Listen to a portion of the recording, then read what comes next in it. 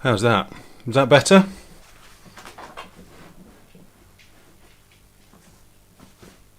Hopefully you can hear me all right now.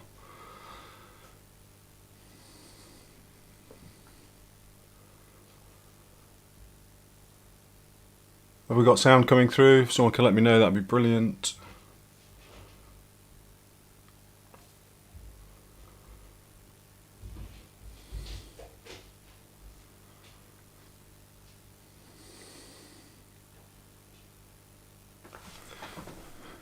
Yeah, let's pop something in the chat. Yep, got sound now. Brilliant, thanks David. Hello, yes, hello. Shall we start that again? Had to let the dog out. Right, so, slight false start. Welcome to the second part of the live stream, second part of the build of the GMADE bomb. I'm doing good, thank you David. I hope you had a good week too. We are going to progress things quite a bit this week, I think. So last week we just did the front and rear axle, and they turned out to be a bit of a pain. Not the end of the world, not terrible, just a little bit fiddly. So what I've done is I've moved a few things along in the background. So during the week I've built up the links, I've built up the shocks, and I've painted and trimmed the body. Got everything going on that, because they're sort of jobs, you know, shock building and link building is pretty dull stuff, so nothing too exciting there. Although I do find these links quite interesting. So these, rather than being a link with a threaded end that you then have to try and get the rod end onto straight and all of that kind of thing, which I always found a little bit awkward when I've been building links. These actually use a set screw that goes into both, which means that you can drive that in straight into the plastic rod end, and then it just screws into the rod itself. And actually, that made for a really easy link building because they all came out exactly the right length. So that was quite good. Didn't have to mess about with calipers trying to get the different lengths. So I quite like that. I'm quite impressed with that. Thank you, GMADE. They are extremely light though. These are only aluminium, these links, and they're super light. So, you know, that place you want a bit of weight down low, you're not going to get it from the links. I think they do a steel upgrade though. So maybe something to look at in the future, but we're going to try and build it as stock as possible. That said, I also wasn't particularly impressed with the quality of the bearings that were going in there. So they were not sealed bearings. That felt to me like a bit of a sort of accident waiting to happen, really. So I've stripped out the axles again, and I've gone through my bag o' bearings that I've got for some sealed bearings, and wherever I could I've replaced them with sealed bearings, so hopefully that will just give them a little bit more longevity. If you are going to build one of these, it might be worth getting those bearings beforehand. Shocks I've built up, they went in quite nice and easily. I was quite pleased with those. Not too difficult at all. And we've painted up the body and installed the lights, so I'm quite pleased with how that's come out. I've gone for those of you in the UK, you might remember there used to be a Rover colour called Nightfire Red. I had my first MGF in Nightfire Red and I loved it, fell in love with the colour, and it's not too far apart from it actually. I'm quite pleased with that, so that's come out really well. Let's get the lights on just so you can see those. Have I still got that spare ESC kicking about? No, I've put that away somewhere. Oh well, we'll look at that another time. But I put some lights in. I did buy the GMADE warm white LED kit, but actually what it comes with is all 5mm LEDs, and the light buckets on these have got one 5mm and two 3mm. So it wasn't really very useful. But what I've done, let's see, I've just added some 3mm that I already had. They are 5V LEDs, so they should be okay. I've put an amber one in what would be the turn signal and a white one in the marker light, so they do look a little bit different.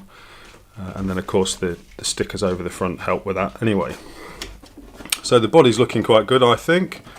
Did a bit of a survey in the house as to which style we should go with, because you can get two different styles of stripes that come with this kit, and we decided the big fat stripe looked a bit more old school. So there we go. Right, let's pop that up there, out of the way. Yes, good point. So David's mentioned in the chat there around seal bearings being a good thing and a bad thing, bit of mixed blessing, because they can keep the water in if it does get in. So it's a very good point. Yeah, they were well greased, I think. So hopefully, fingers crossed, they'll be all right. Right, let's switch over to the overhead. I've got the overhead camera here today, so we should get a nice clear view, because it was a little bit iffy last week. So let's flip over to that, and hopefully, there we go. So we've got a nicer view this week. It's not all wonky and skew whiff, or it is a little bit wonky actually, but it's not that weird angle that it was last week, and it's a bit closer, so hopefully we'll be able to see a little bit better. So this is the bag we're attacking today. Again, these are not sealed bearings that are going in the gearbox, but I'm hoping the gearbox won't get too much water in it, mainly because I've run out of that size sealed bearing, so I can't do anything with it, and I need to get on with the build. So we're going to have to do it anyway, and hopefully it won't be too much of a problem. You know, I may strip it down again at some point and rebuild it, but right, let's see what bits we've got falling out of here. Oh, now that's awkward. Some of these spacers might be the odd one, so I need to be careful here. Make sure that one looks like it's got a little lip in it. So we need to be careful there. Some more bearings. The dual slipper clutch. That looks like probably part of a driving shaft. That's another one of those spacers. Oh, that's a real pain. Some gears, spur gear, lots of drive rods, some gearbox casing, motor mounts and shifter, all the bits. So let's just get stuck in, shall we? So I'm hoping today, I've also kind of tried to organise all the... Oh, one of my children has left me a Malteser. That's kind of them. I'm not supposed to eat chocolates on my desk, if you're watching, children. I have organised all the screws a little bit better today as well, so hopefully I'm a bit better prepared all round. Probably not though. Yeah, David, the one with the lip, yeah, you're right, but I'm not sure which one it is. They are numbered differently on the parts tree, but it's going to be quite tricky to see. We'll just have to keep a very close eye on it. That's the offending parts tree. Ah, that one's the one with the lip on it. Bonus. That's good news then. Hopefully we're going to be all good. Right. So let's get stuck in. First job is shafts.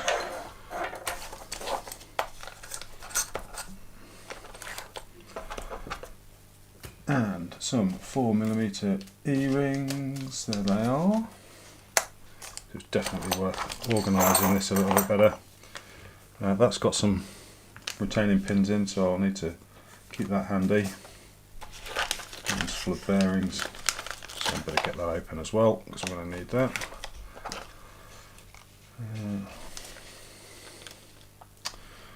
No, I'm a bit dubious. Do you know what I'm going to do? I'm going to put my little magnetic tray just off to the side, and then pop all of these pins on there so I don't lose them. There we go. I do need to get one of those nice little magnetic trays. I see RC Girl has just done a range with them in, but unfortunately only to the UK, to the US, so we can't get them over here. But never mind. I'm sure there'll be something similar if we look around. Right. But if you are in the US, don't forget to support your favourite YouTubers if you're in the market for some of those things. Right, so we've got a fair few bits and pieces here. Let's make a start. So, first one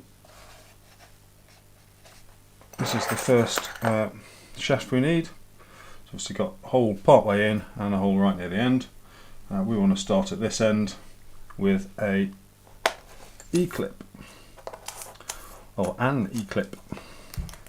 So these are the 4mm ones, a little bit easier to manage than the little fiddly 2mm ones. We start on this far end, probably got to do those by hand, but rather than break my thumbs, just pop them on with the pliers.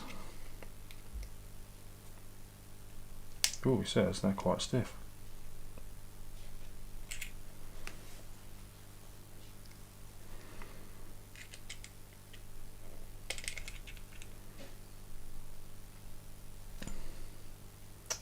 That's distorted quite badly there. And that's a good start, isn't it? There we go. That's better. That did get a bit squished there.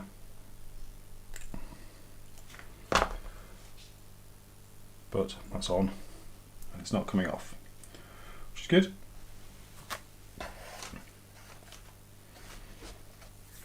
So then I need a 5x11x4 bearing, which is basically these.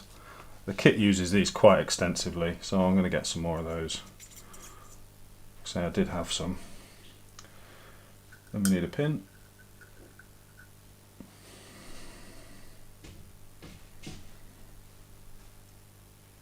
And then we need the first one of our gears. But it doesn't say which one. And I believe they're slightly different. Or I assume they must be slightly different. So that's 28. That's a 28. And that's a 28. So they're all the same. Well, that makes life easier.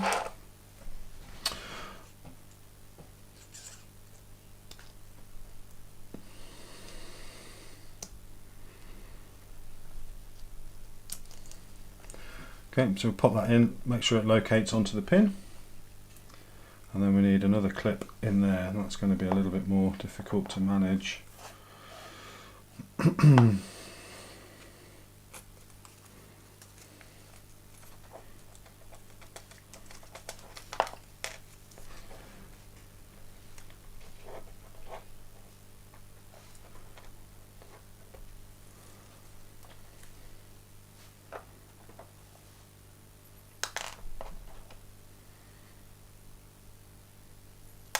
Yep.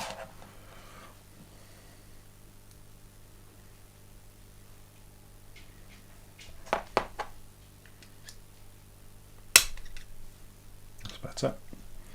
That's gone in there nice and solid.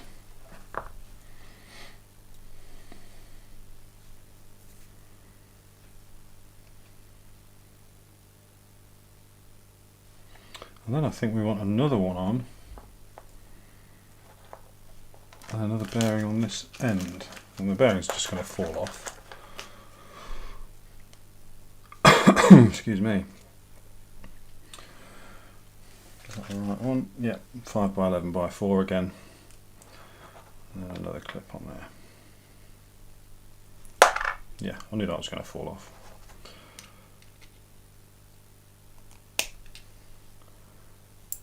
There we go.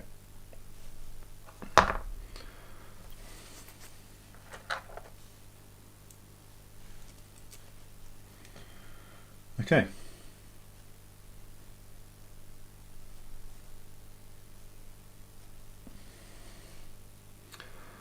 So that's that to one side for a moment, and then we jump on to this one. So this is obviously one of the ones with the spines on it for the clutch. So have a check in. Richard, hi mate. Only just found and subscribed to your channel today. Hey, well done. Welcome aboard. Thank you very much. Trying to catch up on last week's live stream. Got just over an hour, then realised this week's had started. Nice. Well, thank you. I hope you enjoyed it. It went on a little bit, and it took a long time to build those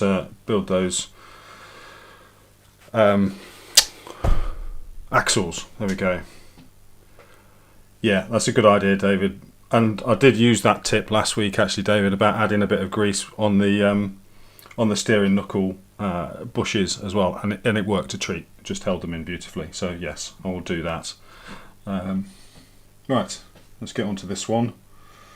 So this one's a little bit more difficult. So I want a 5x8 by 2.5. Actually, it's just, I think I'm going to get through pretty much all of these bearings, so I might as well get them all out. So 5x8 by 2.5 onto there, and then the 28mm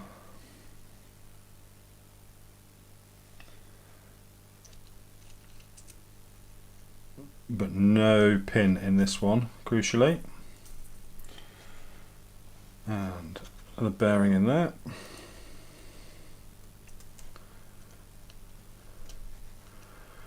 So there's no pin in that one, because this is the one that the clutch plate is going to lock in and out of, like that. So that's going to spin onto there, and that's going to lock in and then start driving that. Or it's going to go the other way, drive the other one. So that goes on next, which is handy. And then we want the, it does say 38, a 28 and a 32. So presumably that is the 38, yes it is. So again, need the little bearing in there. Where's it gone? There it is.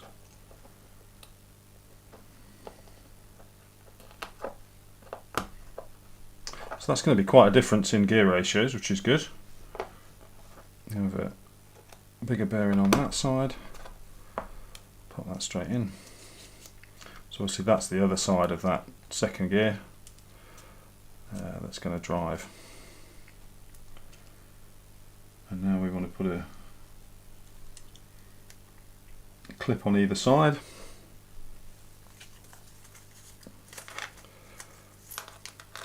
Too many of those have come out. I'm sure I'm going to need them though.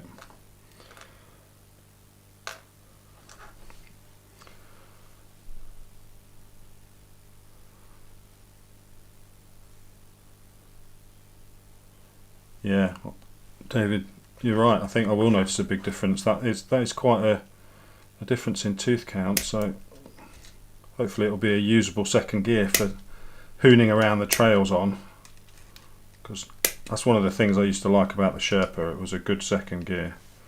It's not gone quite on. There we go. I've not tried a 10.3, so I don't know how they compare gear-wise, but I'll take your word for that one. I have seen a few other reviewers when they're talking about 2-speed stuff, having often not being particularly usable at the other end. Right, so that's effectively the 2-speed mechanism, which is good. That will just slide in and out of there and engage whichever gear is the appropriate gear to engage. Oh, excuse me. So we do now need a pin.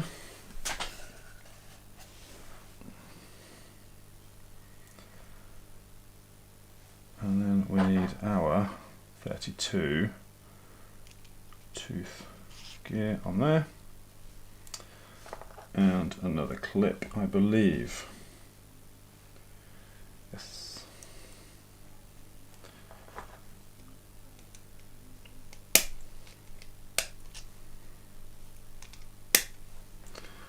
Okay. So they're all nicely in place, held nice and securely. Do need to throw another couple of bearings on, so just get a little dinky pot of grease. because I think that's a good plan, just to pop a little bit on the inside there where that bearing's going to sit. It should hopefully just help it stay in place. Top tip, David, thank you very much.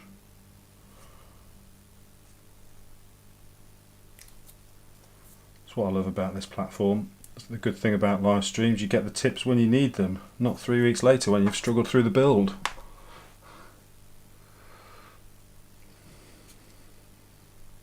Yeah, I've still got my Sherpa. Here she is. Oh, I can't really get the Sherpa out. Yeah, still got the Sherpa. Broken at the minute though. Has a broken it says a broken 2-speed mechanism. The servo gave up. It still works kind of ish, but you can hear the servo constantly spinning for some reason. Right, so that's the next one. We set that aside. Fortunately though, because I locked out the diffs permanently, I've got 2 spare servos, which is brilliant. So when I get around to fixing it, it'll be all good again.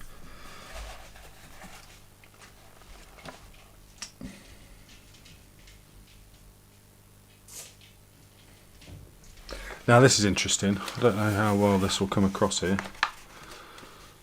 It's got caution A and B. No idea the difference between those two. I mean, one of them's clearly slightly different, but given that they've done a top-down view, it's not really very helpful. I genuinely don't know the difference there.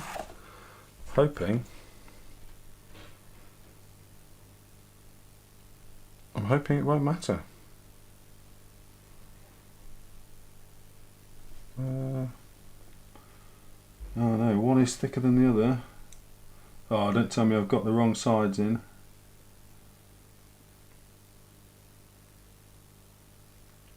B side goes into the bigger one. Are they bigger? There's not a lot of difference in those. Could be fun if I've got to take them apart again though. So that one's a 5mm gap. And that one's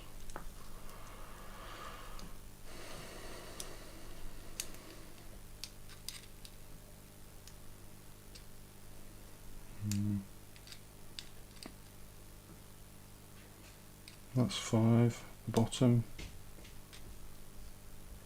That's 5 at the bottom, so no, there's no difference there that I can discern. I don't know if they're labelled A and B.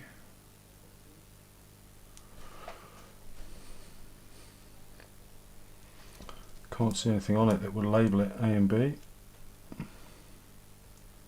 That's really strange.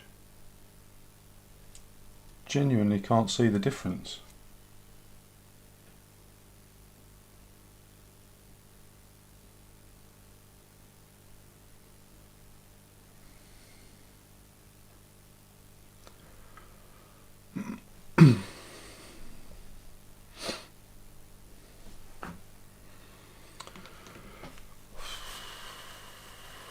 Okay, kind of keen to solve this before I move on. Let's pop this one off. He says that could be a challenge in itself.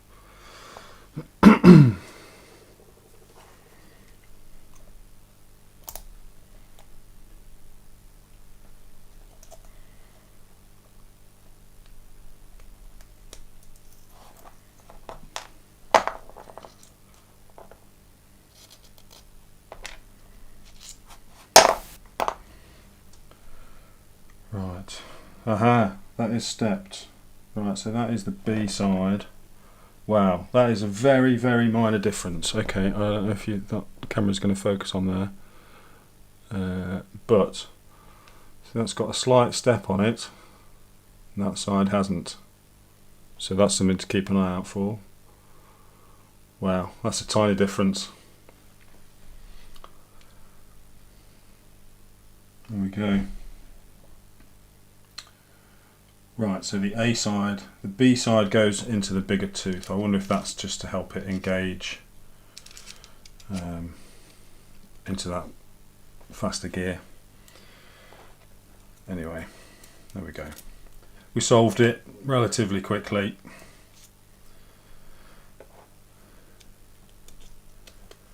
Normal service resumed. Seems it wouldn't be one of my builds if if I didn't figure something out halfway through. I have to take it apart again. There we go. And where's that lightly greased bearing? Did I put it in back with the others? I think I did.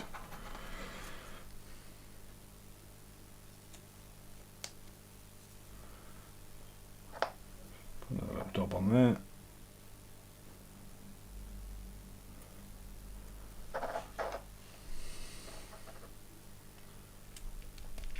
Job done.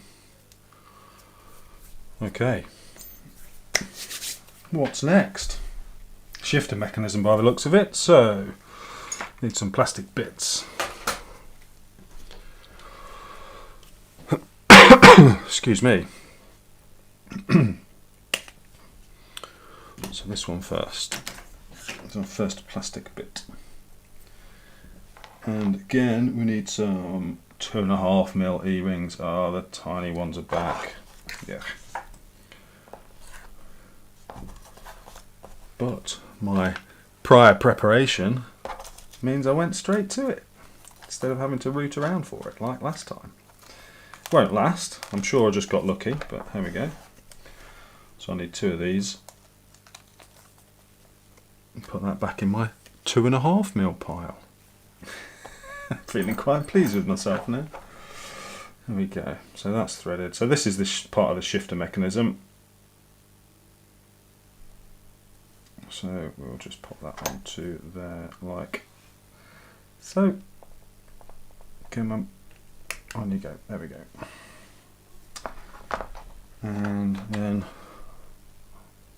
that is identical on both sides. I'm going to check that with everything now. And we pop the second one of these on.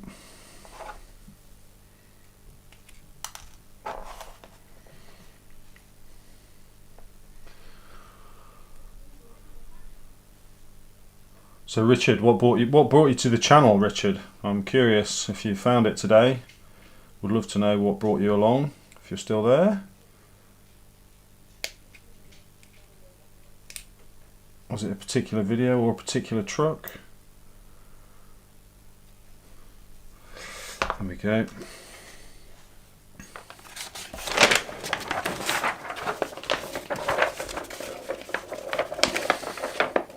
Yeah. Yeah, there's always something that needs rebuilding. That's the fun of kit builds, right? If it all just went together super easy all the time, it wouldn't be as much fun, would it? So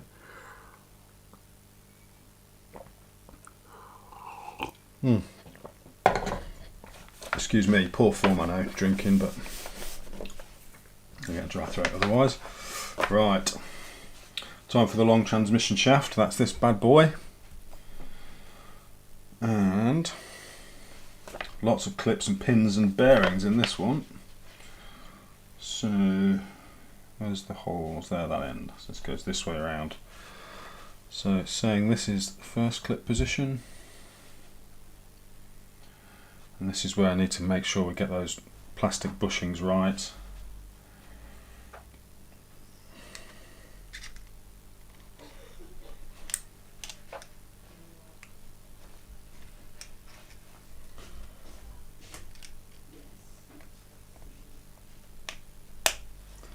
There we go, clip number 1. Element videos, yeah, have a trail runner. Ah, trail runner and a Sandero, nice. I like the element stuff, I have to say. I think it's really good value, good quality. I'm hoping GMADE is a bit of a similar thing. It seems to be a little bit more expensive, the kits, not by much, but I'm hoping the quality is similar, and so far it looks good. Although the complexity of the build is certainly higher. Ah dear. Right, what's next? Another pin in.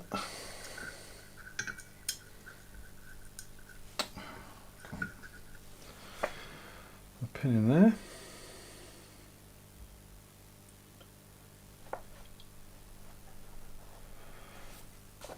And one of the small plastic bushings, which I'm pretty sure must be these, or is it those? So they're the number 2s. It must be those then, not these bigger ones.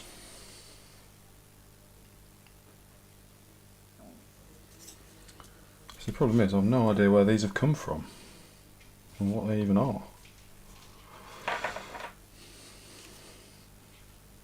Right. So number 2 and then number 3 is the one with the lip on it. So we'll find that in a minute. Pin fell out, thought that might happen. So that plastic bushing just butts up against the clip, and we'll have the pin back in, thank you, and the gear for that is there, and then straight away another clip on the end, keep that in place.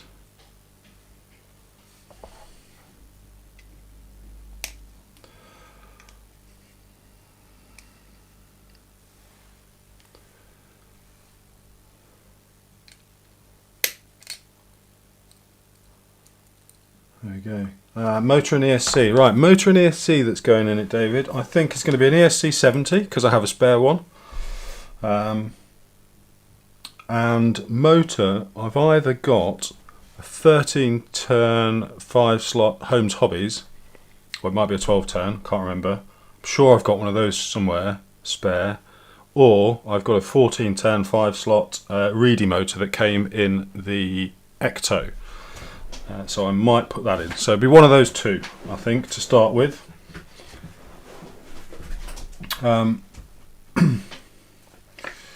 Right, so that's clipped in. Next one, need another E-clip, E-ring, whatever they're called. Black Rocks. Richard, yeah. Black Rocks is amazing. I love it there. It's a little bit further away from me. It's about an hour and a... Is it? About an hour and a bit? Maybe. It's not too bad though. Not been for a while. Obviously went when I took the gatekeeper out the first time. I was well impressed with it. I was really pleased with how it performed there. It's very good. Right, so now I need another pin just in here.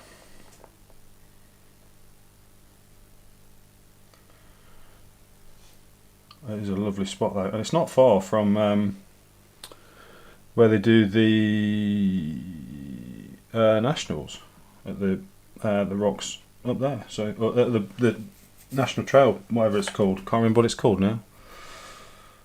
But it's pretty close to there. So then I need another one of the 28 tooth on there. And then one of the bigger plastic bushings, which I'm assuming has got to be these. But I don't know. Ah, here they are. There's the ones. That's where they'll have come off. So they've all broken off there. That must be it. And the instructions do call for a number 1 plastic bushing. So I shall pop that in there. And then presumably yet another clip.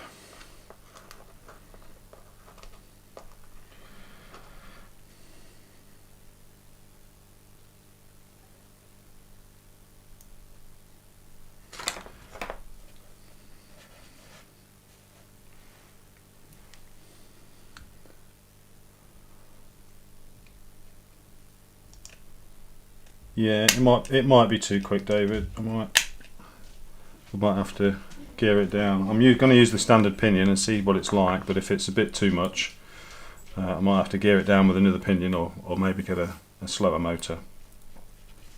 Right, there was a little bit of play on that cog there, on that gear, but that one's nice and solid in place.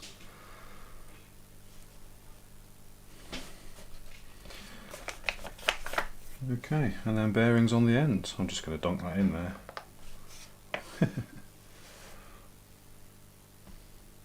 it doesn't go on there. Goes all the way up there, I suspect.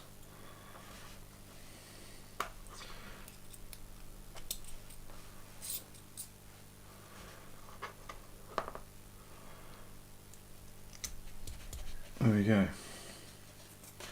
So just check that. We've got a bearing, clip, clip, gear, clip, no, pin, clip, gear, with a bushing, and another bushing, and a bearing. Yep. So that's that.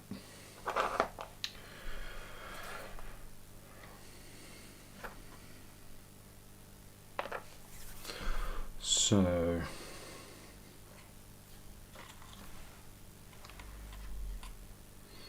next we need the gearbox housing, the long one. It's quite a big kind of gearbox, this thing. But obviously it's a divorced transmission, which is good. So grease all the things, it basically says now, which obviously is correct.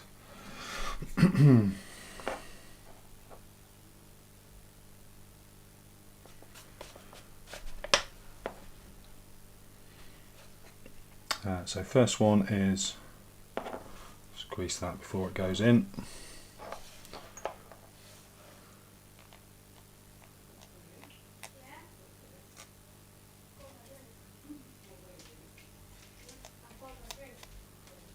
Put a good slug on there. Make sure there's some in all the teeth. Not bad if I run out. I can always use my own grease for the rest of the other bits. So that one in first, and typically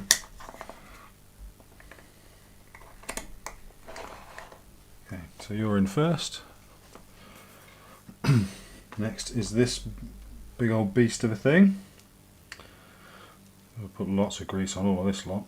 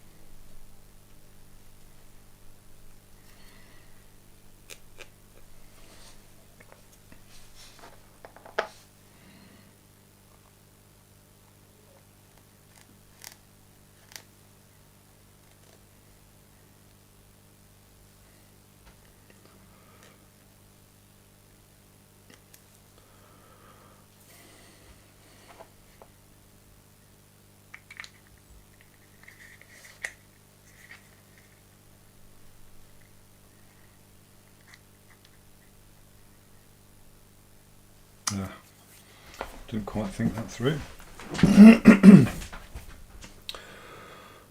Need to, where's the shifter gone? There it is.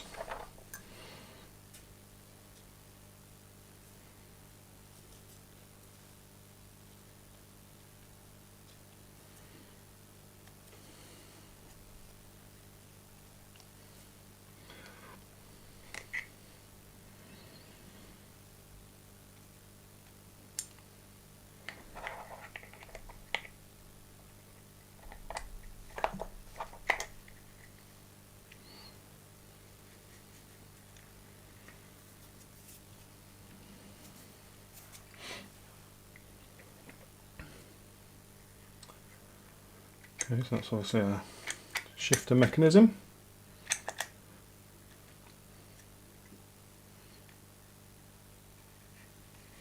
Strangely, that's not engaging with that tooth though. I would have expected that to engage.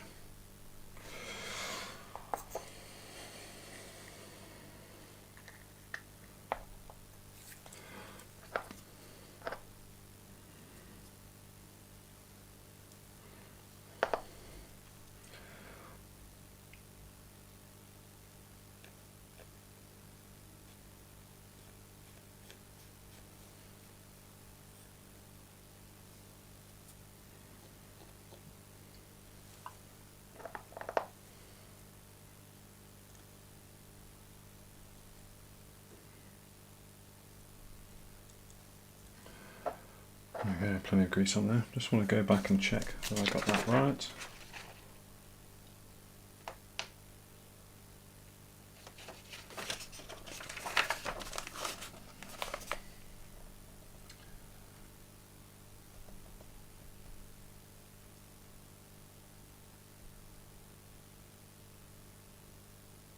Yeah.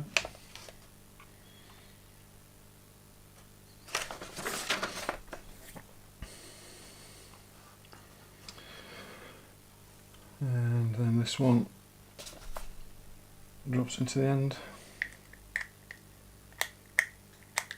Like that. So there we go.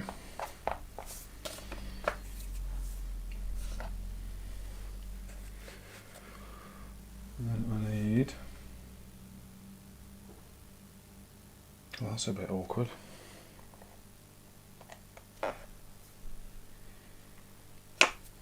That's going to be a pain putting a rod end on that now. Oh wow.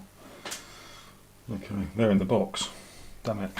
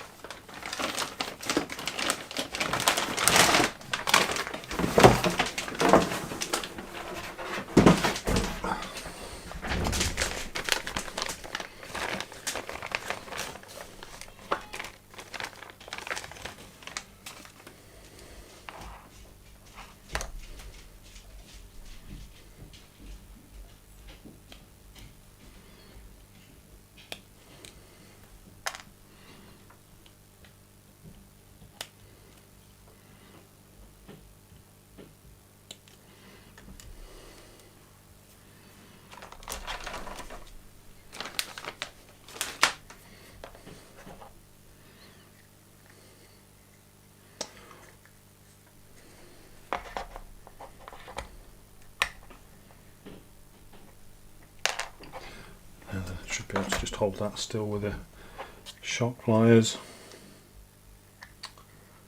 Everything else is falling out. Probably should have done this first. Although can't do it first. Can't do it until it's in the gearbox.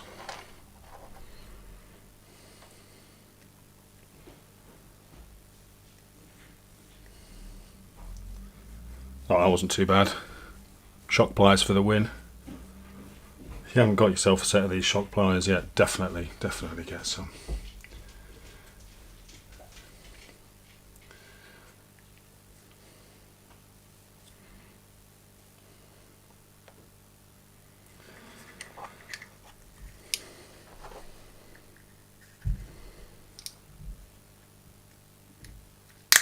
Oh, do occasionally push through a little bit too far though. There we go. Right. That does need a E-clip on it as well. What size is that? 2.5. I'll get the 2.5 one of those.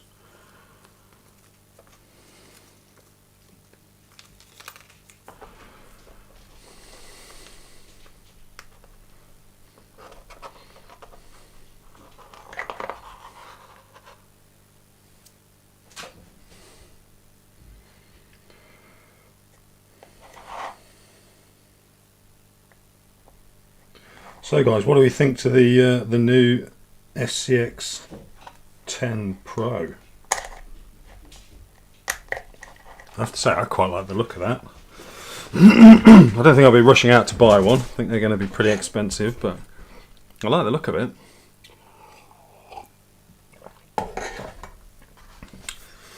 You never know, there might be one in my future, but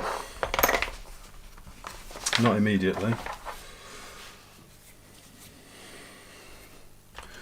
Right.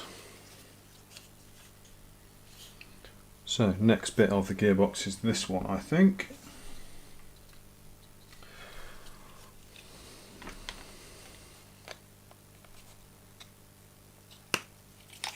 Yeah, I should have waited till it was all together, shouldn't I? That would have made more sense. It's all falling out all over the place. Look, everything's falling out. There we go. We're back in. Back in now, I think. Yeah, that's fine. Okay. So that's got a bearing on it, that's got a bearing on it. Should that have a bearing on it? Kind of feels like it should. It didn't have when we built it. Yeah, it should.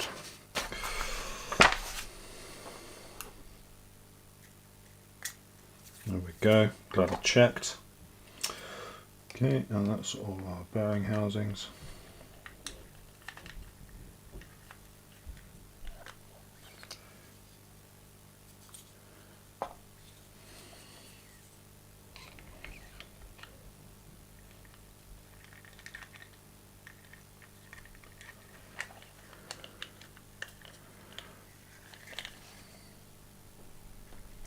Which one's not going in? That one. Is that right?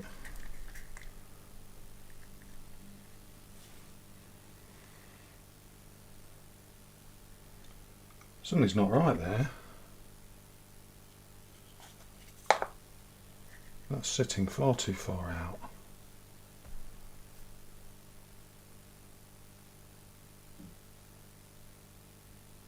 Okay, what's gone on there then, folks?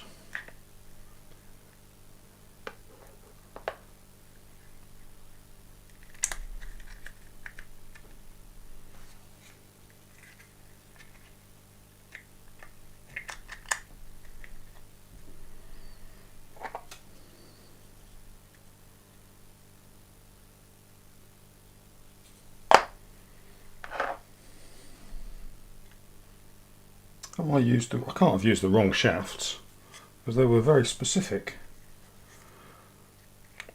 Have I done it the wrong? What I can have done though is put it in the wrong way round. What an idiot! Oh man, that's going to be a faff to get that off.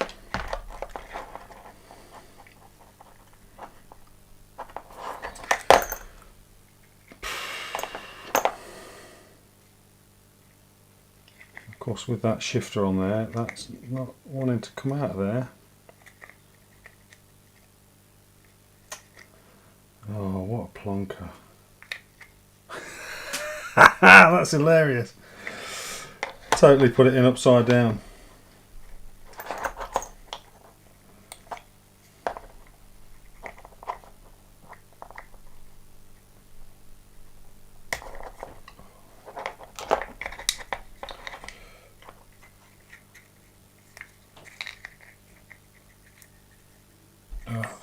It doesn't want to come out of there.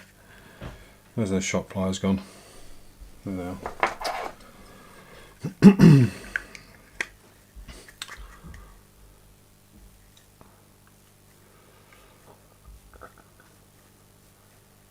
Too much money for what you get. They're over 450 quid. Yeah, I know they are really expensive, but I do like this the whole LCG sort of comp type stuff. But SX103 prefer the elements.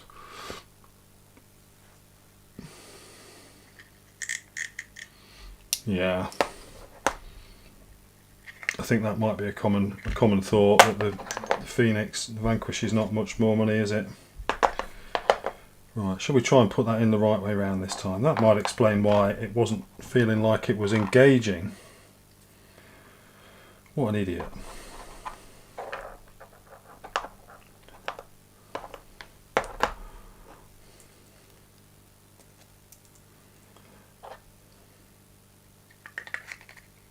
Right, so that goes back in there.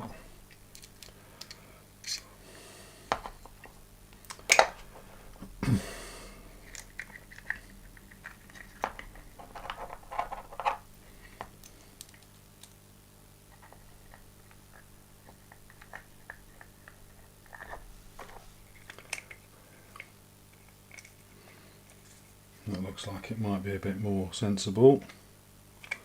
It's not come all the way in though. Come on, in you go. There we go. Yeah, because now we've got an output shaft. What an idiot. Oh, I don't know.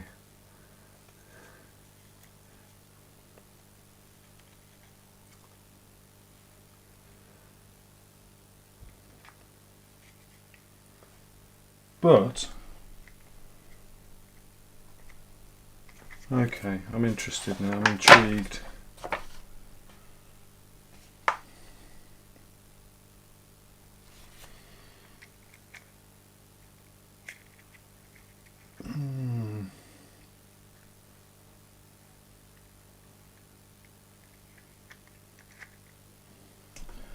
Use E-ring for full-time low speed and high torque. No. Ah, okay, that's right. So if you just want to lock it into a single speed, that's when you put the E-clip on there. That makes sense. Otherwise, I was just thinking if I put the E-clip on, I'm not going to be able to shift gears. And that's exactly the intention. Ooh, tempting. Shall I leave it in one? No, let's try it with 2-speed and then I'll know what to do if I want to lock it out further down the line. Right, that's going to be a bit more awkward now. Don't think the shock pliers will reach that. But it does have does have a couple of flat sides on there. Oops, sorry, just banged the camera with my hat.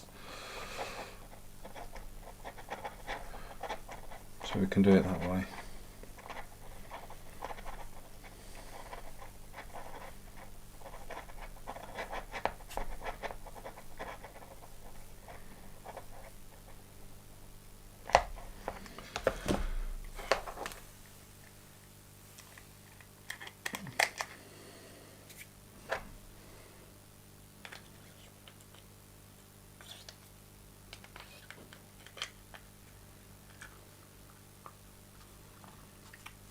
That's better. It all fits now. Excellent. Yes, so now we've got 2 output shafts, both of which are counter-rotating, depending on which gear we're in. They should go quicker, or you probably can't see this on there, but slower. Yeah, it probably doesn't come across. But it's definitely visible even to the naked eye. Right.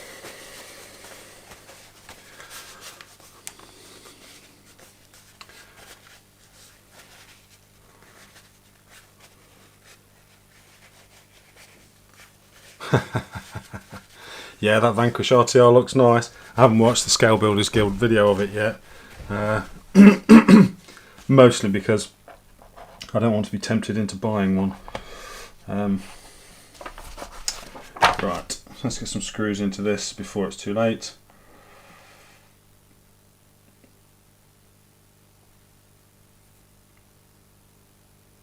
So first and foremost, I need the 2.5 by 8s. There they are. How many of those? 4 of those. 2, 3, 4.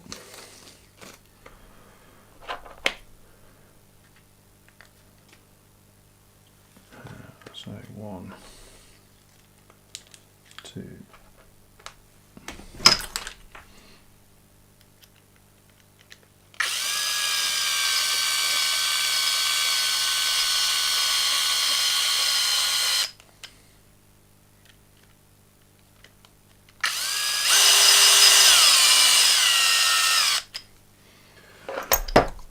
do the usual, just run those in part way, or nearly all the way, and then just finish them by hand, just for safety. Oh, picked up that E-clip.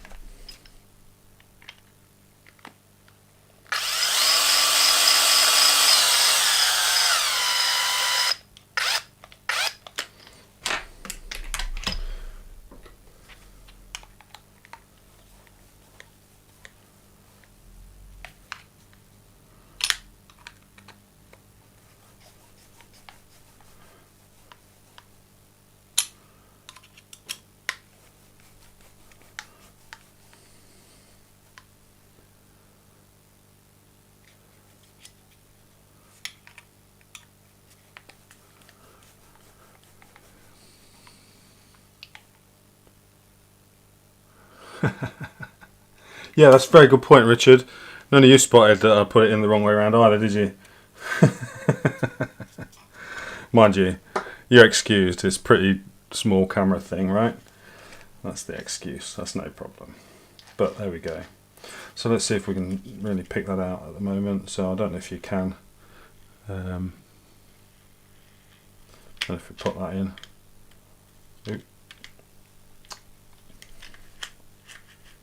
It's definitely going faster there than it is there. You can't really tell. Trust me, there's a difference.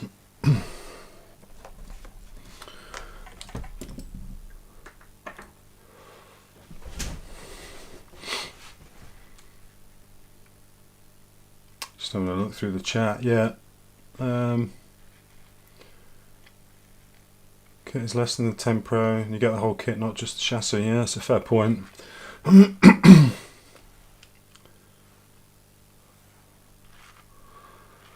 Yeah, Vanquish, traditionally not an RTR type of company, are they? Obviously ready to cash in on the easy market. I don't know, maybe Josh needs an extension on his house or something. But yeah, they're not. It's nice gear, isn't it? The Vanquish stuff. I'd like to build a Vanquish kit, but they are pretty pricey.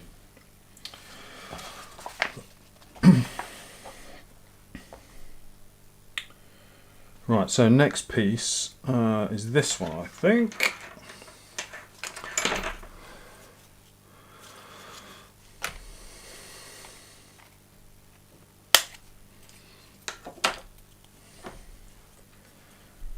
And that goes down onto here.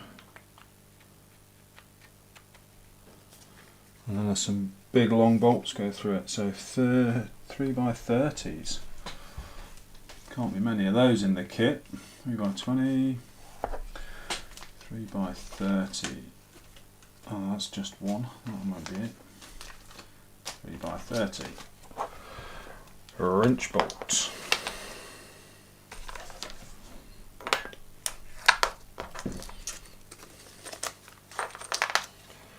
There's just 3. Yep.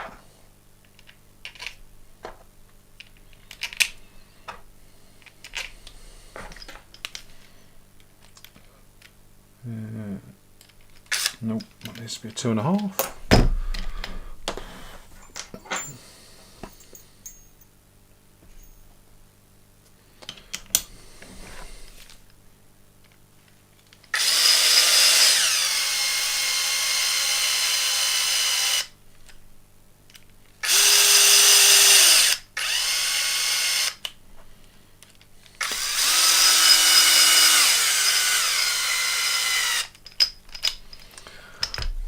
I've got quite so many viewers this week, but thank you gents for joining.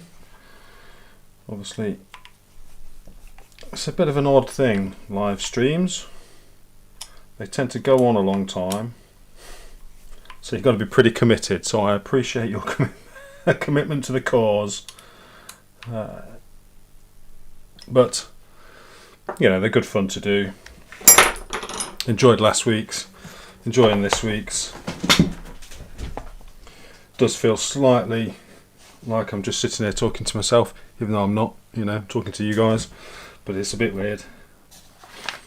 But it's nice to have some company while we're building. Right, so on top of here, oh, wow, you want a pin in there, does it? It'd be awkward. I'm assuming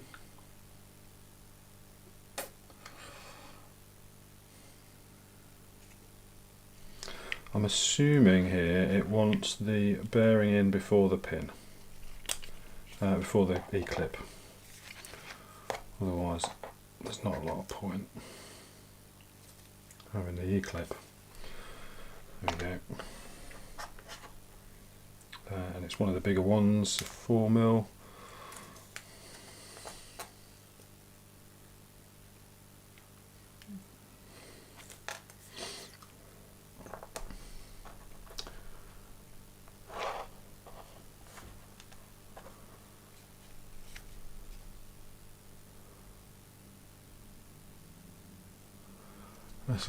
People in the current generation less inclined to build. Yeah, maybe. I think RTRs have just got so much better. You know, if you look at some of the element stuff, you know, the Ecto, brilliant bit of kit. Gets you going straight away, no problem. That Sherpa that I've got, that was a great bit of kit as well. Although I wasn't ready to. Was that ready to run? Yeah, that was a ready to run. I did the same thing. You know, first one out, I wanted an RTR. I didn't want to have to build it. Whoa, that pinged. But now I absolutely love building them. Just as much, if not more. Well, not as much as, not more than driving them, but definitely as much. Really enjoy it.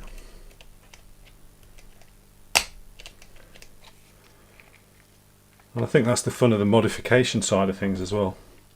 It's just more building, really. So that's on there. Need another bearing in there.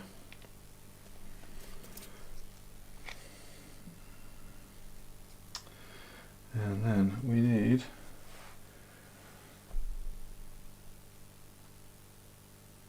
right, and this is where we need the number 3 bushing. So we've got to make sure we get the right one. So I need my pin, which is now under the body. I've got a leftover pin here. Hope that's because it's a spare, not because I've missed one. Don't think I've missed one this time.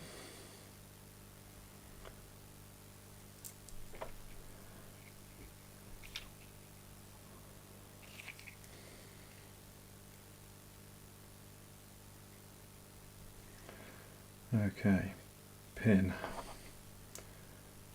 gear, is that the right gear? Yeah, it must be.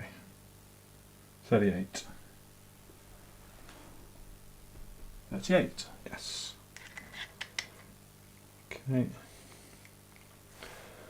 And then this time, this is the one where we need the specific spacer, the number 3.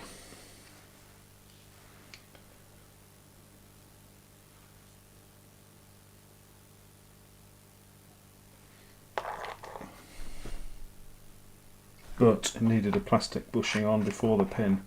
It's weird. It's just going in a funny order. Okay, right.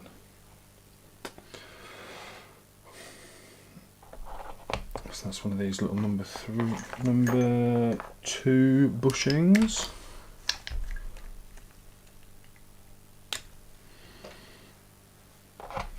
So that goes on first. Then the pin.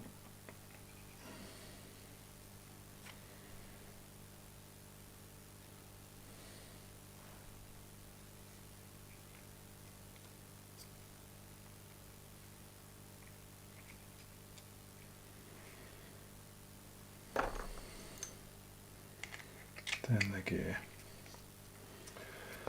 Then the number 3 bushing with the lip sticking outwards.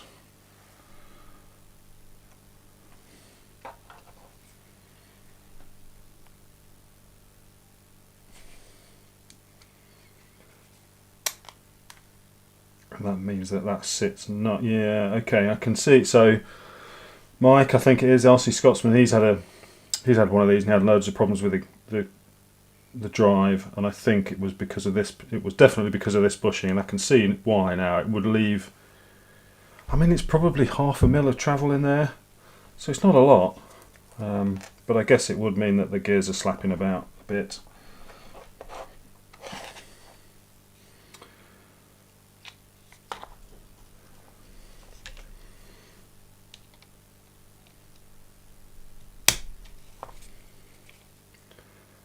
Okay, so that's pinned on, and then the last of the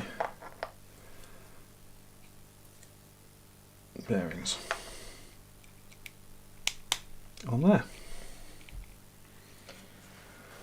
Well, nearly there. How are we doing for time? Okay, been just over an hour. It's not bad, I suppose. Right. What's left? Oh no, we do still need the other pin. We have this gear.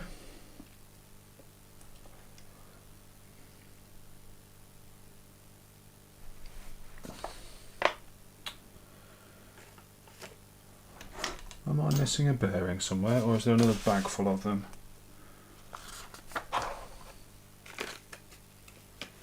I tell you, I need a 5x11x4 bearing, but I've run out. Look, I've got a load of spares from earlier. Where are they? What did I do with them though? There they are. And fallen on the floor. I mean, there might be another bag of them somewhere. But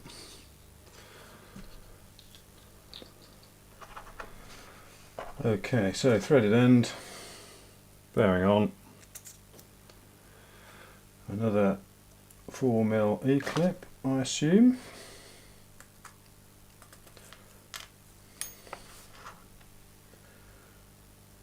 Yep, another 4mm E-ring to hold that bearing in place.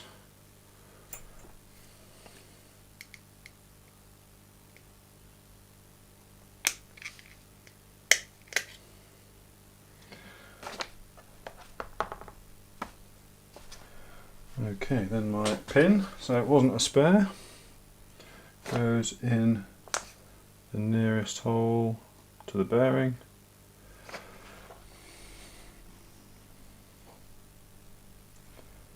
That gear on there. Another clip.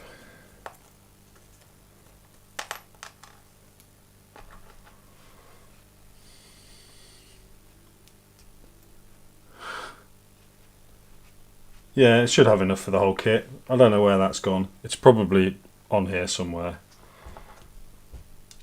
I can't imagine I've put too many in, surely. And they are a different size to these spacers. So it's not like, or are they? I wonder if I've used a bushing, the bearing instead of a bushing somewhere.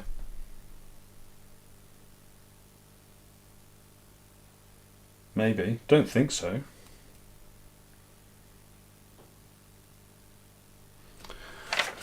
Perhaps I did. It's a bit of a worry. Oh, see, now I'm panicking again.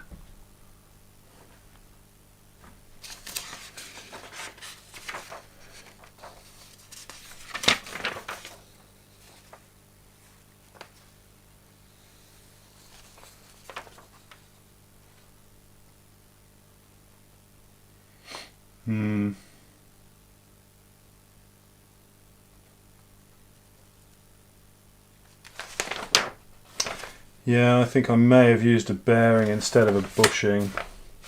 Let's just check those, make sure they're the same size. 11, 4. Yeah, they're just a plastic bushing. I think I've used bearings instead of bushings on, where is it? On this very first step. I don't know if you can see that. I think I put a bearing in there. All the rest on this page are bearings.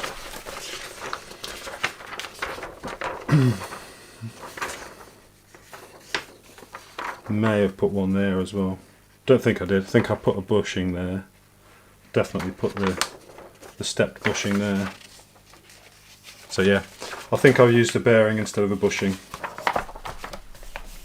But pretty sure it'll be okay. In fact, in theory, I suppose it should be better. Don't know. I mean, they're not exactly expensive, these bearings, are they? So quite why they've used the plastic bushings in the first place, I don't know. I guess if it's not a rotating part, it doesn't need to be a bearing. Right, so this is an incredibly complicated gearbox, has to be said. Right, grease these bad boys up.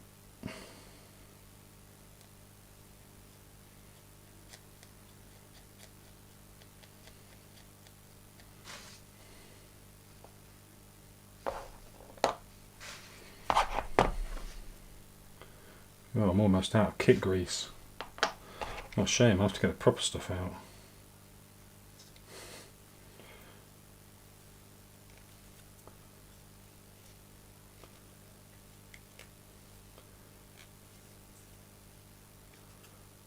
Or one could say I had just enough kit grease.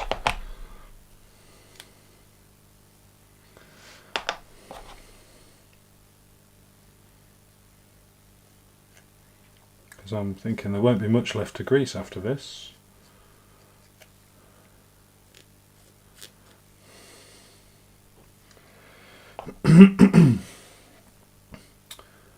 So that's got its clips on, it's got all the clips on. That's going into there. And then we want the next big chunk of gearbox housing, which I guess is going to be this one.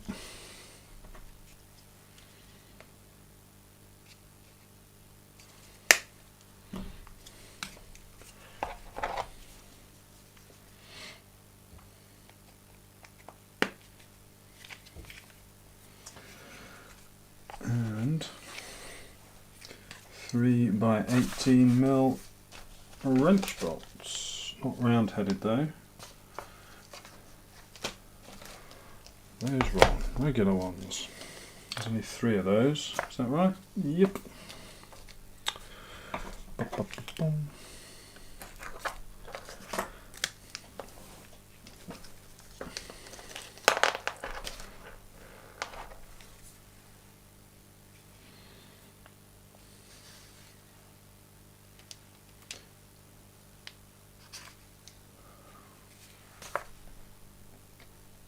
Make sure I'm putting those in the right places. This doesn't really say. Yeah, one in there. One in there. Oh no, that's a 12mm goes in there. 18's going there. There we go. Got to check now.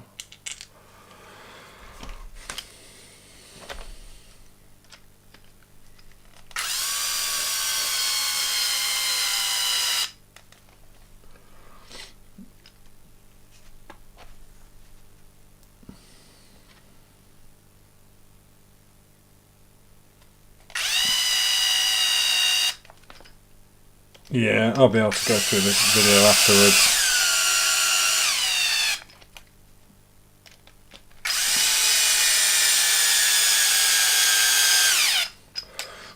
The question is though, will I go back and take the gearbox apart to change it? I genuinely don't think I will, to be honest. I can't see it being an issue having a bearing in there instead of a bush. They're the same size. They're both 11 by 4 by 5, so I think it'll be fine. Right, 3 by 12s. Where's my 3 by 12s gone? Any of those left? No, they're gone. 3 by 18, that's empty. 3 by 12, there it is. The singular wrench bolt, 3 by 12.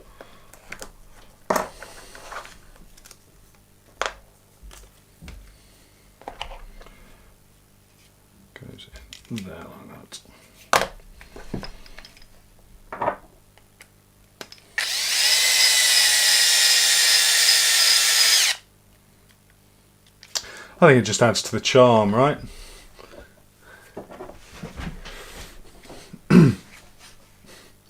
That's the charm of the live stream, just getting it wrong. I did say last week it's amateur hour, wasn't kidding.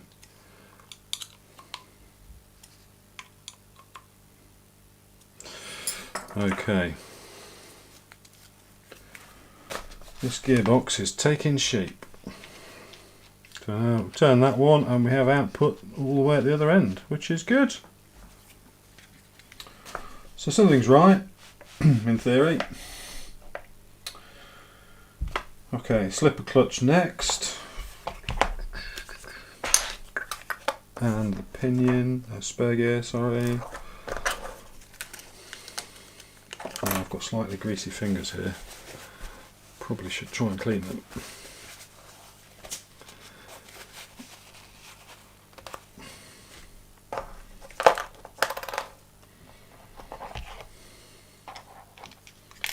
So this should be pretty straightforward. These are all very much the same. It goes on there first. And our clutch piece. Then our spur gear, although that's easier to do it that way around, because then you know it's in the right spot.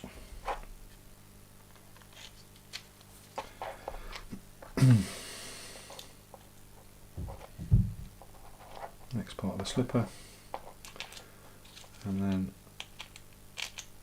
the last plate.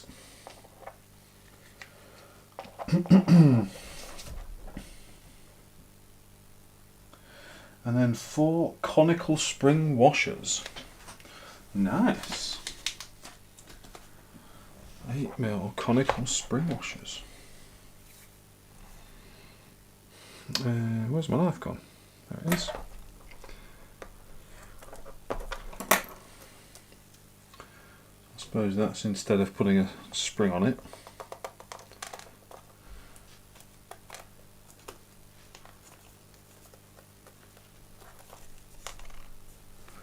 And then 1 M4 nylock nut also needed.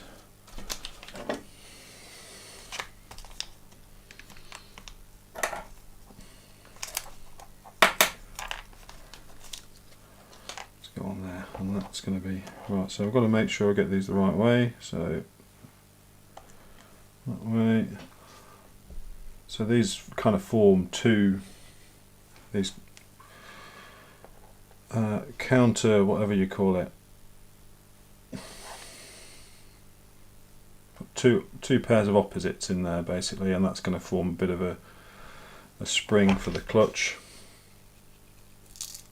Oh, just dropped them all. Oh, well done, Phil. I was hoping to stay on a bit longer, get a bit more done today, but I think when this gearbox is together we're going to be done for the day. Otherwise this video again is going to be getting really long. We're almost up to 9 o'clock, it's 10 to 9.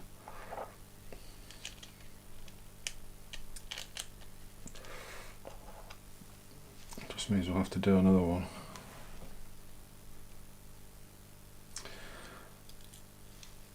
Right.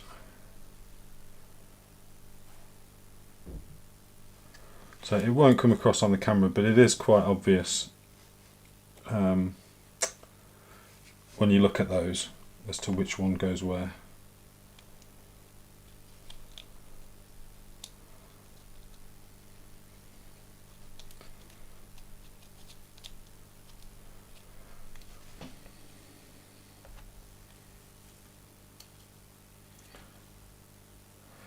So I need to fully tighten that nut. Can't remember what size M4 is. I think it's 7mm, isn't it? Yeah. Excuse me a moment. I need to go and get a 7mm hex driver.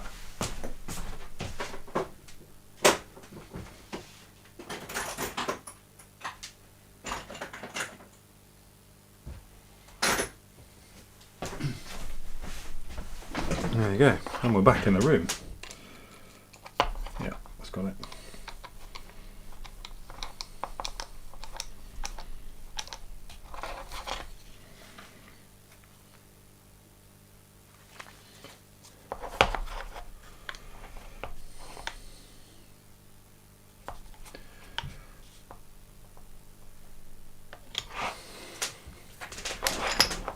So there we go. So it said between 1/8 and 3/8 of a turn, so I've done it 2/8, which is exactly between, or 1/4. So hopefully that's tight enough, but not too tight. Right. Just double check that. Yep. I think that's all good.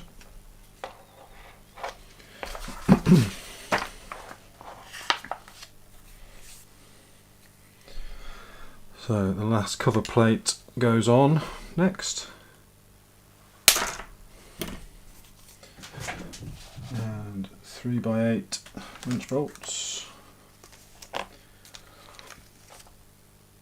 are required.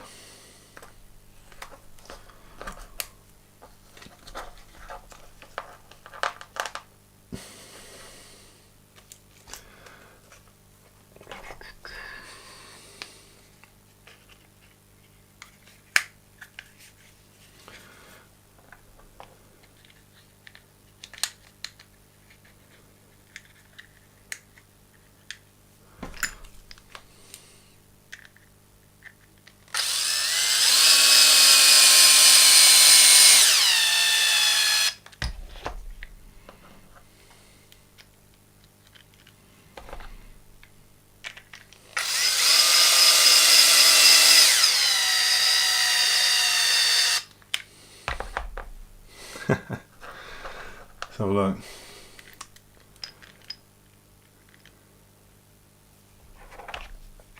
Sorry if you're having to squint at the comments. I put that little tiny comments feed on the video because last week it took about 3 days before the comments overlay came onto the replay video, so people were watching them and saying, you know, I don't know what you're talking about because can't read the comments because they're not showing, and I was a bit confused by that. But now I understand why. So I think it just takes a while. So I've put that little comments overlay on the live video.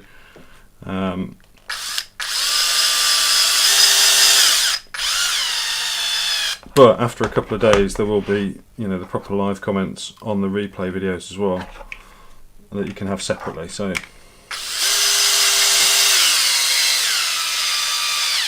hopefully it's the best of both worlds.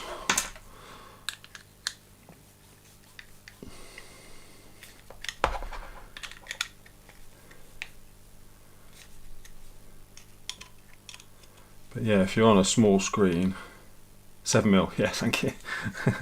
There's also a delay, by the way, which is why I can't do much about that.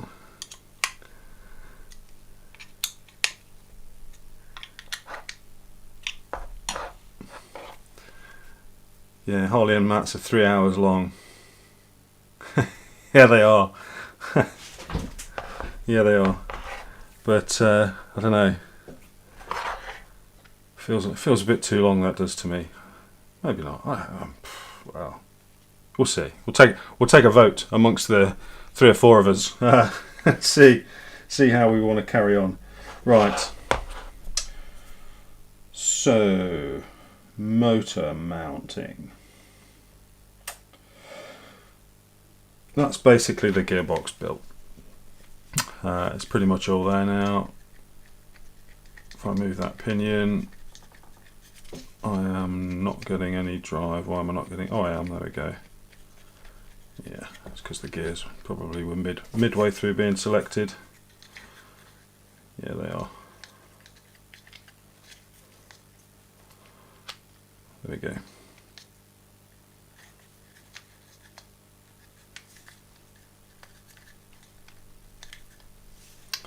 Well, that does appear to be locking up.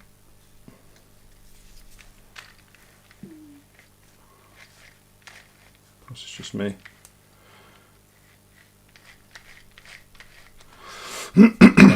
Anyway.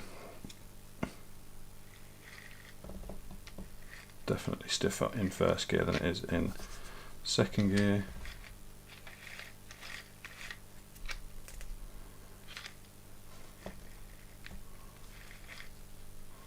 Yeah, it's good. It's all going well. Right. So the next job's a motor. Let's put a motor on.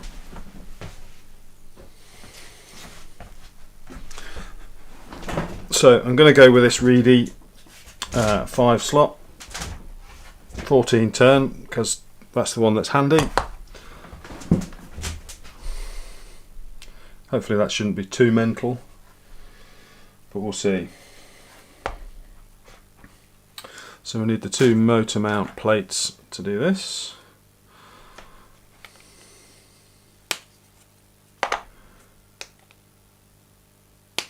And obviously because of the way, because the gearbox is sort of sealed up, you can't see the mesh, so they've numbered these.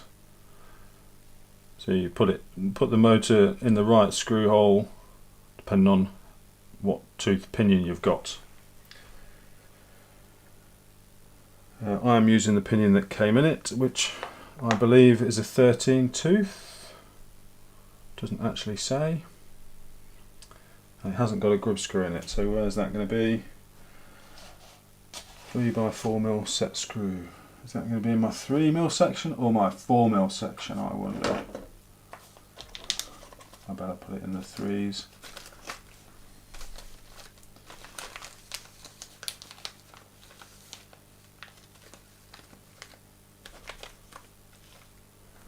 I am massively tempted to go brushless.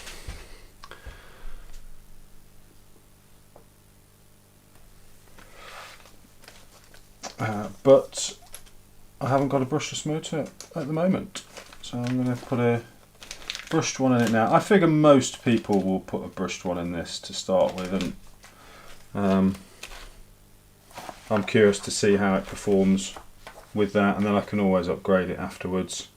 There we go. Oh, they're 3x3mm set screws.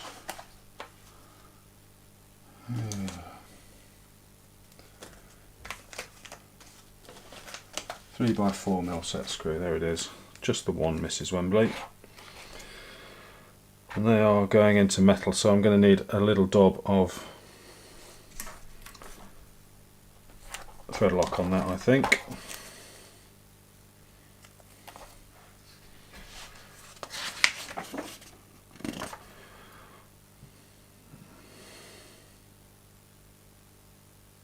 That's going to be a 1.5mm hex in there. Yeah, tempted to go brushless. Was going to look to, I was originally going to put a Fusion SE in, but everywhere's sold out. So I figured, like I say, I figured most people will put a brushed motor in. So I'll start with that, and I can always change it out at a later stage.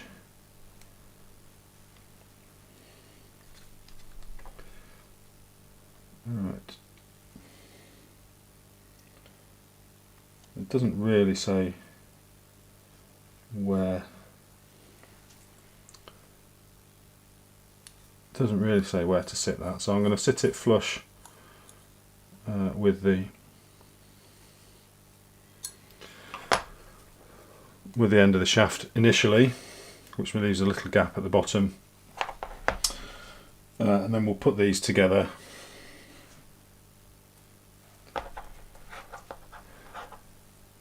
And see how we get on. So I need a M3 nylock nut.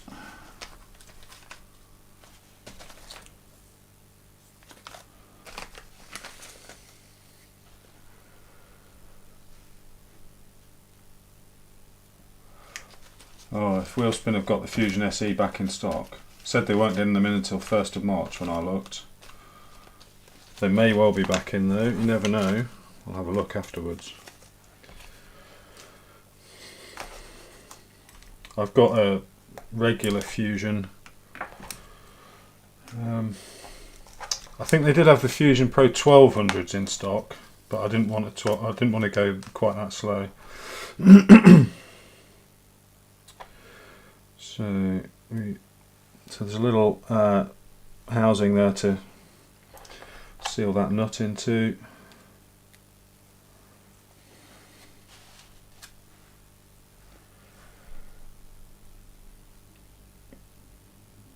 I'm not quite sure how this is going to work. I'm sure it will, but it seems a bit weird. Right, so I need 3x10 round head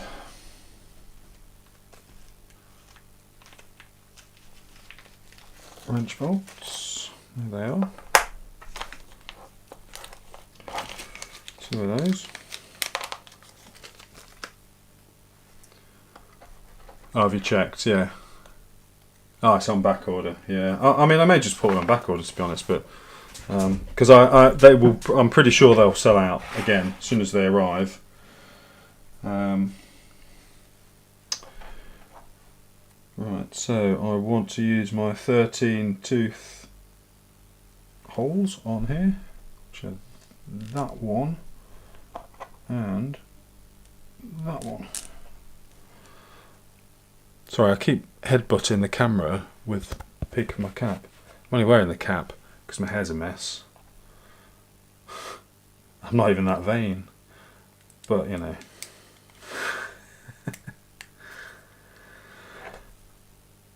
Where are we?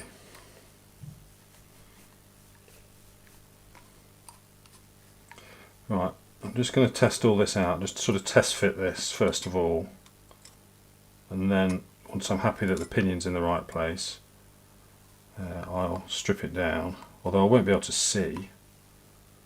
Just kind of check, I think.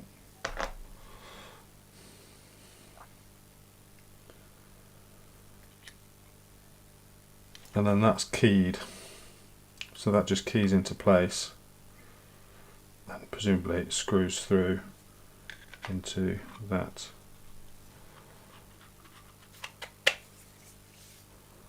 Yeah, so that's going to hold that in.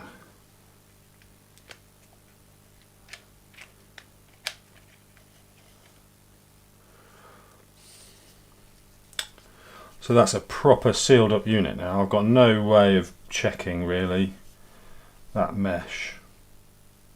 Just got to hope for it.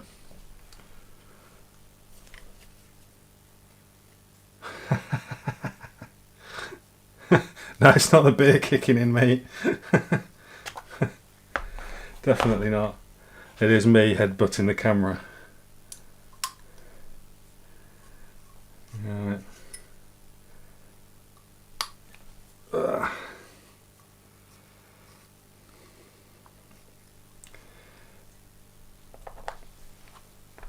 Okay, so I do just want to put a bit of thread lock on here.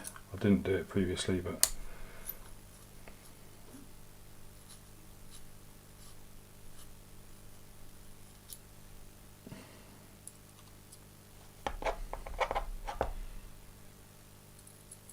you know, I think it's going to do well to back out on there. But if there's anything that's moved, the fastest moving part of the vehicle, I guess, is the pinion. Everything else is geared down from there on in, so it's probably worth putting a bit of thread lock on there. So I use this kind of Pritt stick thread lock stuff. I find it less messy than the liquid, but it does the job just as nicely.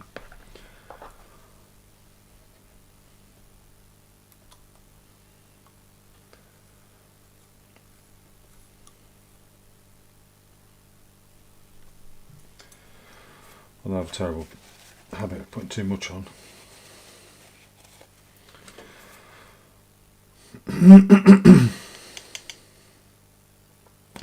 Yep, that's good. Right, let's pop that back on there.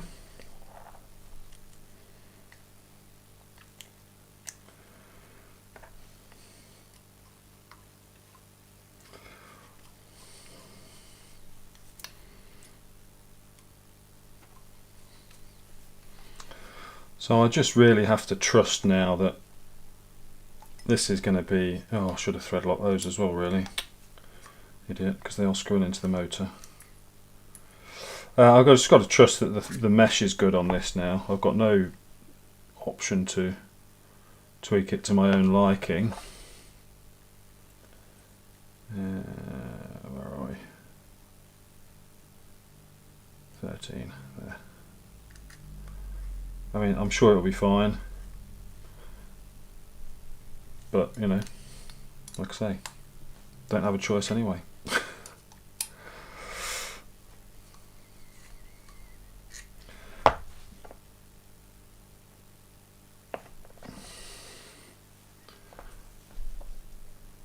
Yeah, it's quite cool, this thread lock. I sort of stumbled upon it. I can't remember how, but I really like it. And I also used to find I wasted so much with the liquid stuff. I always used to, you know, pour a bit out into a little cup or something and either knock it over or end up not using it. I've had that for 2 years now and I don't know, I've barely used any.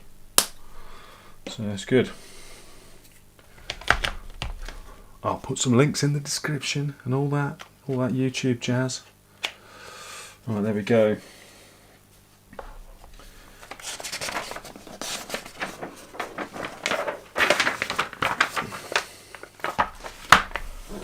So I need a 3x20 to hold that in place.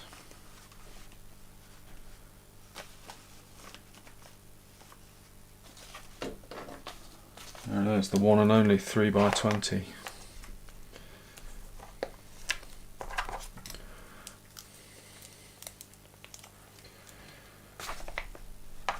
Oh, you turn it once it's in. How far? Oh, ooh, I like that.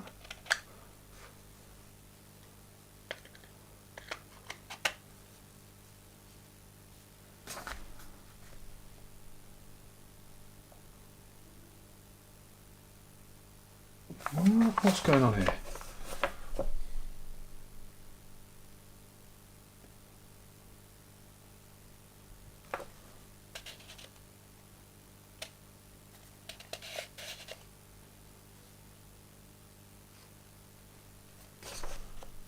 Okay, so the idea there is that you turn that into place.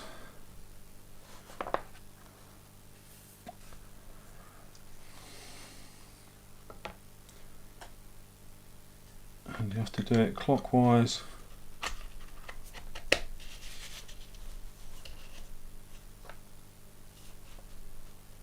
For a 13 tooth. There's quite a bit of, what do you call it, on there.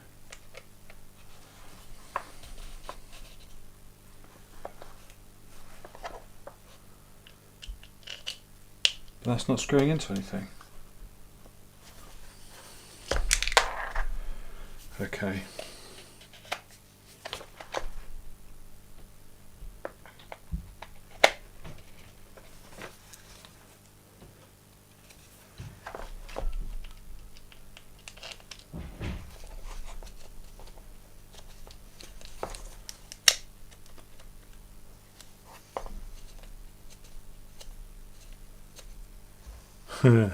Oh, this is interesting.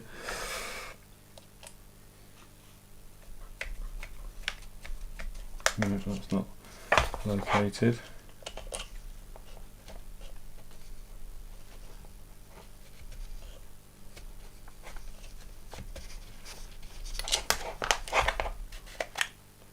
Okay, this is weird. Right, so that's there. It can't go straight in there. It's got to go there.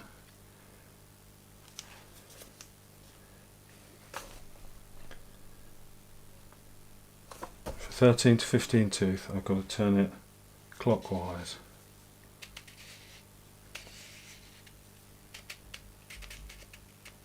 Until what though?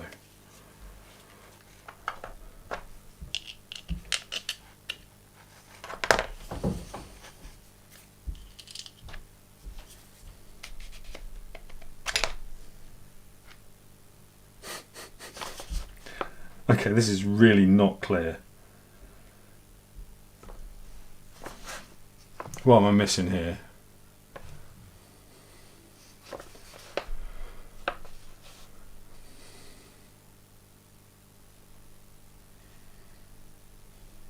What am I missing? So if I put that in just there like that.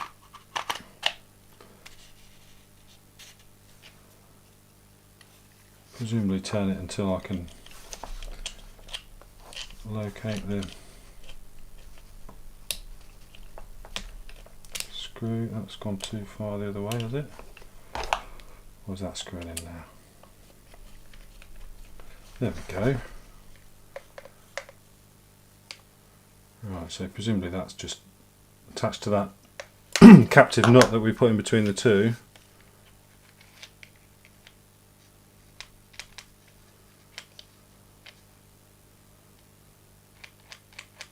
That's quite a, mind you, it's geared, isn't it?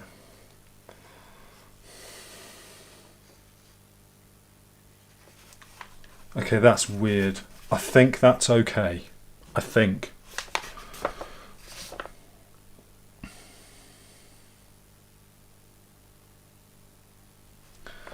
So there's a keyed bit for it to slot into, and it says turn it clockwise for the 13 to 15 tooth pinion. I don't know if you'll be able to see that. Or if you've got a 9 to 12, turn it anti-clockwise. So I turned it clockwise. Located the captive nut, and that's in place now. I can't think there's any other way to do that.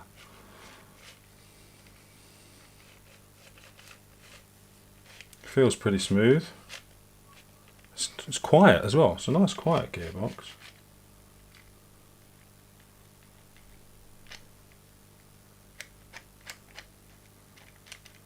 Oh, that's why it was quiet, because it wasn't actually in gear. That does feel like a lot of play on that mesh.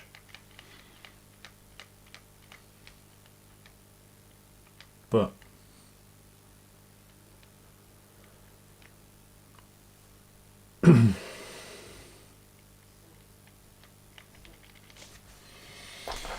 not much I can do.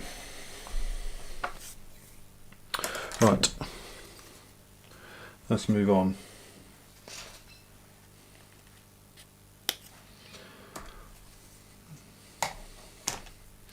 Yeah, I will do. I will put some power into the motor. I'll probably do that off camera after the stream, just to make sure that everything's okay. But for now, I'm just going to pop these last few bits together, because this is the last part of this section, which is just on that shifter arm. So I need a 3x15 round headed bolt.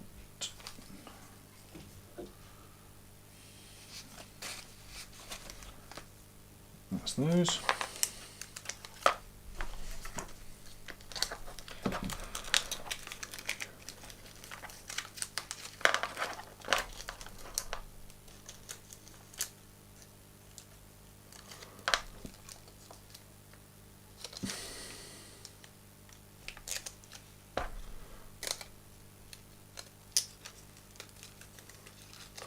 No, you can't watch me blow it up.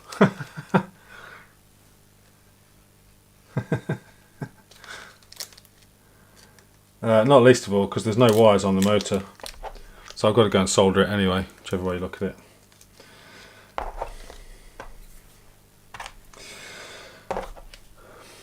I'll film it if you like. Right, so this is the shifter arm, and that goes in, and I need a 3mm washer. There's the 3mm washers.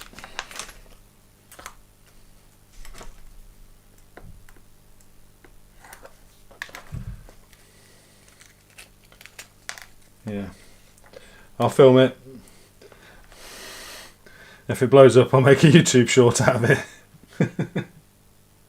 Or I'll put it on TikTok, I don't know. I'm not on TikTok.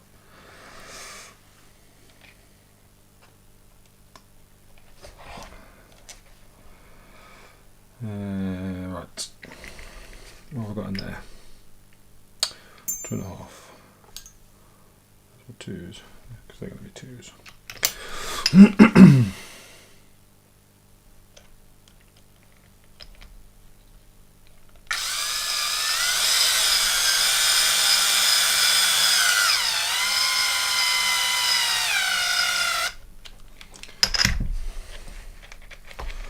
There goes so that's going to be the shifter.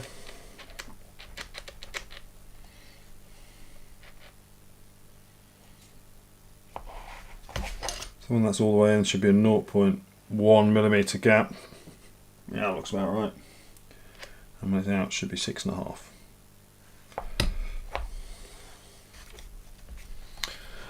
So that's the bit I can do something about.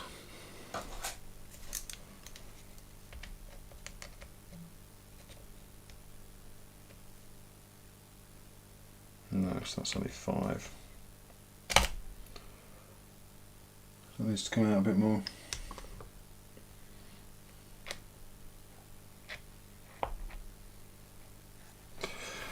So that's like that.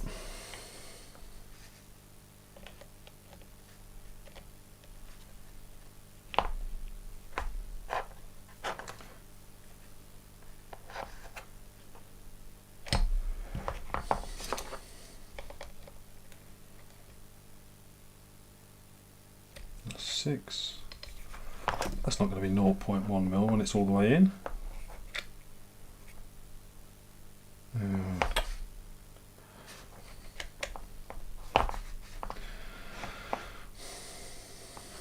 Idiot.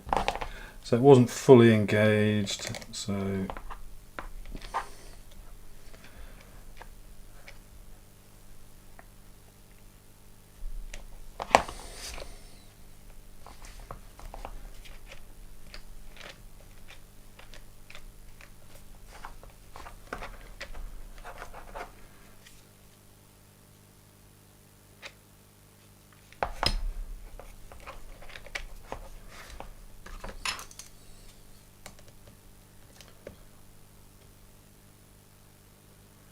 that's 7 now.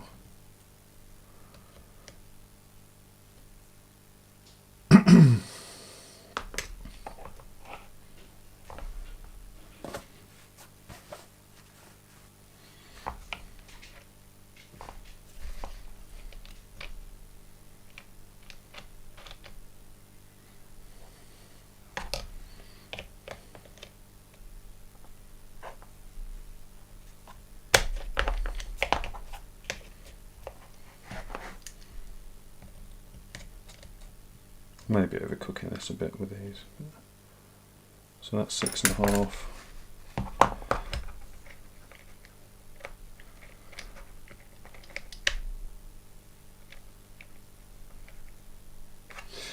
Yep, that looks good. Okay, wow, so hour and 20 minutes later, fully built gearbox, full transmission. That is a big old beast of a thing. But yeah, done. Off to one side. Right, next is the links, which I've done. Then the shocks, which I've done. So yeah, chassis and servo.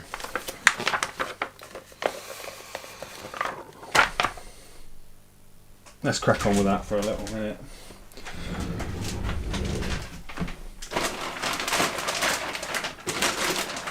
Oh, so there's the big old chassis bag. So there are some chassis parts in this as well.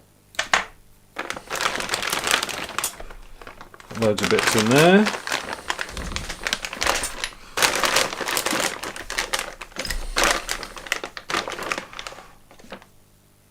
Let's put that 4mm E-ring clip thing back in that bag. I think that's a spare. So we seem to have one spare. If anything where there's a reasonable quantity of them, they seem to give you one spare, which is great, really.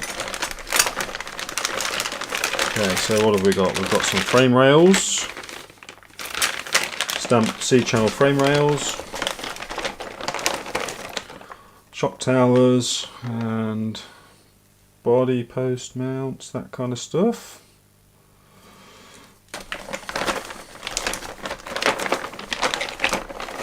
Some sliders, radio box. Yeah, that's part of the battery tray, I think. Maybe not.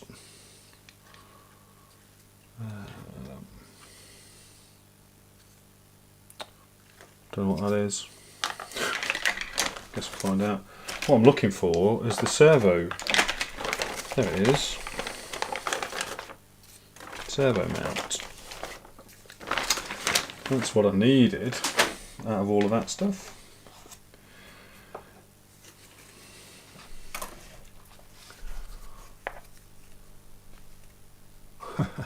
Gearbox grenade. Yeah, you know what, it might be. I have every faith that it's all perfectly fine. What could go wrong?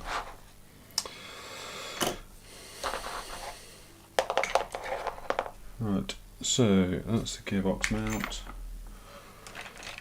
These, I believe, are the bits that hold the servo on.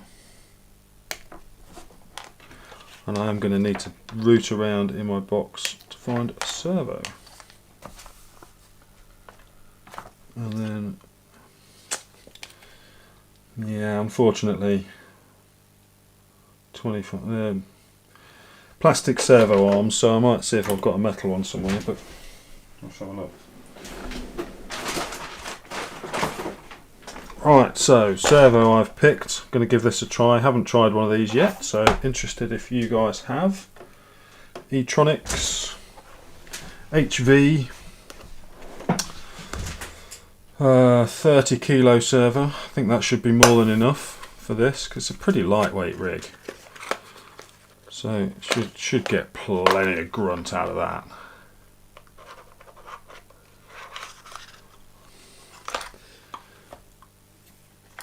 Yeah, RC four-wheel drive, I don't know, they look great, let's be honest, they look fantastic, but yeah, I don't know, if you just want them for looks, I'm sure they're brilliant.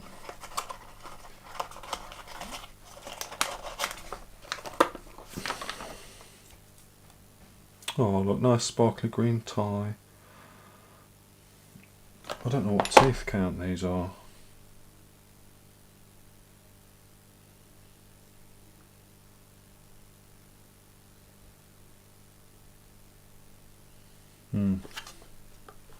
Doesn't say what tooth count it is. Guess we'll have to see. Right, so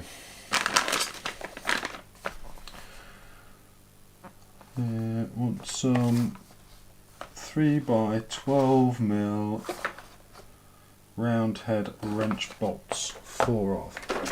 So I've got a lot of mess on the bench now. I've been keeping it all nice and tidy.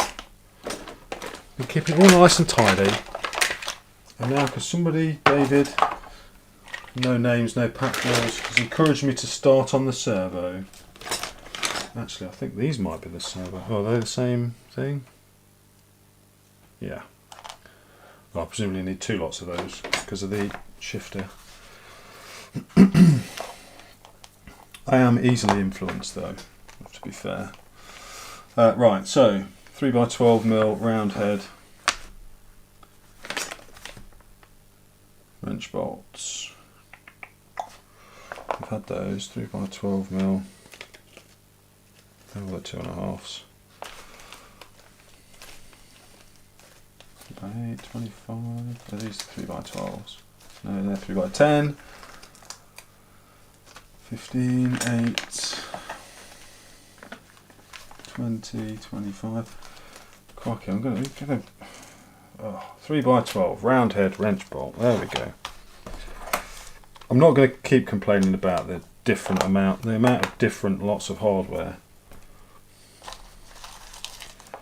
but I think each department that was developing each section of the truck had a different set of miscellaneous hardware, and they just kept, just used what they could find,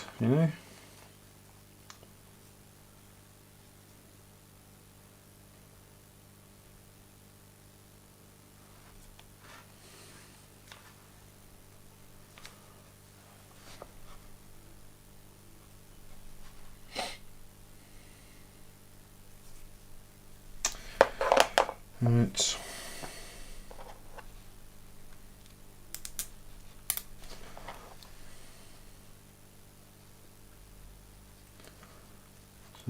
you two chaps in there, like so.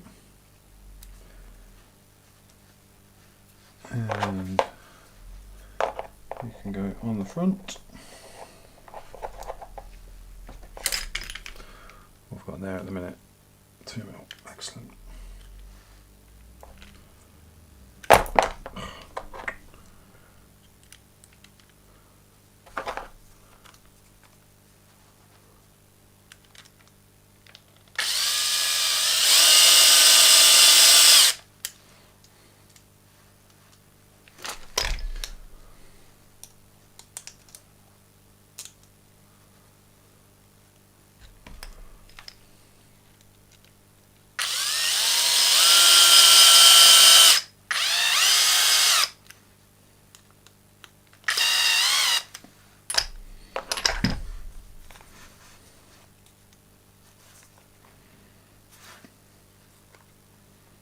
Well, that doesn't quite fit.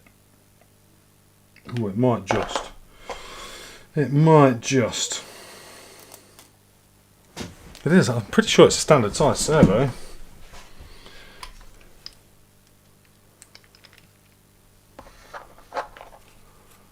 Boom Racing Kit, they do leaf. All yeah. Yeah, the Boom Racing gear seems pretty good.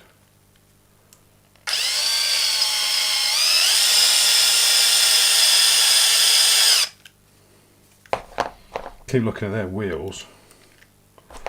Do some nice wheels.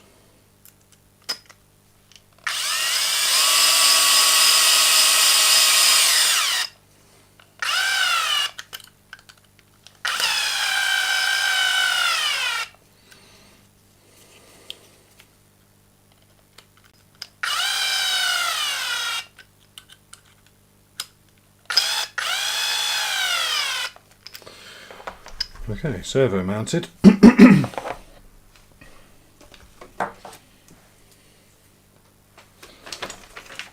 not going to put the servo horn on just yet because I'm going to see if I've got a metal one that will work rather than the plastic ones, but rather than go rooting around for that now, I'll have a look afterwards and let you know.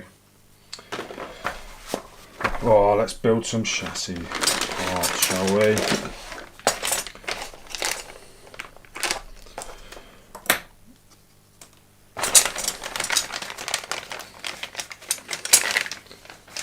Go. So we've got some nice C channel, stamped steel, usual stuff.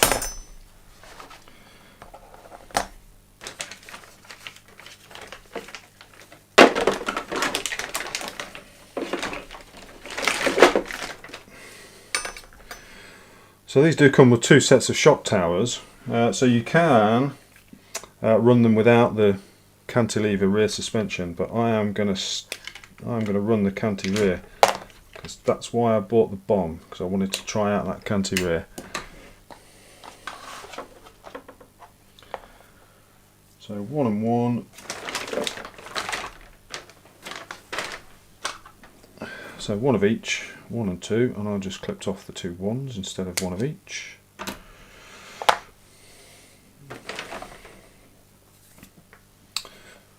And servo mount. What was I just doing with the servo mount? There it is. Please tell me these are all the same size bolts. 3x8, 3x10.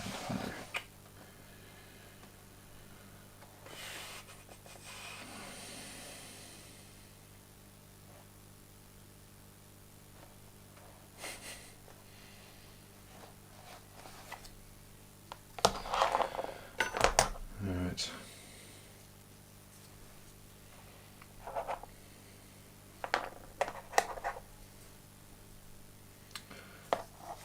One of these shock towers should have a panhard mount on it. Am I missing something?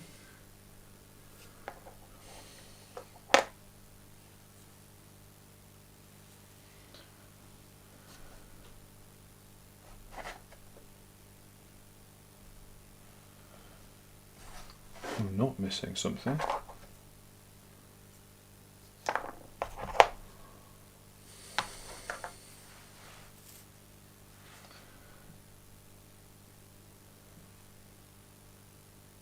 Unless it's somewhere else.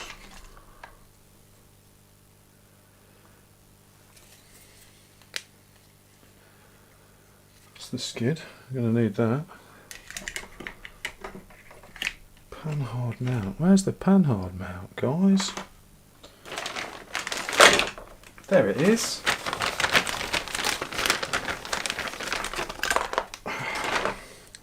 It's the one I clipped off first, but I thought I'd got it wrong, but I hadn't.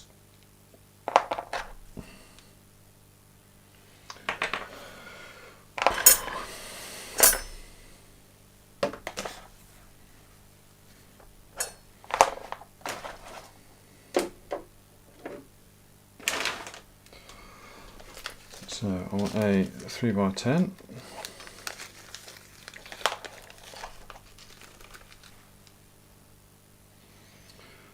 First and foremost, in there, into there,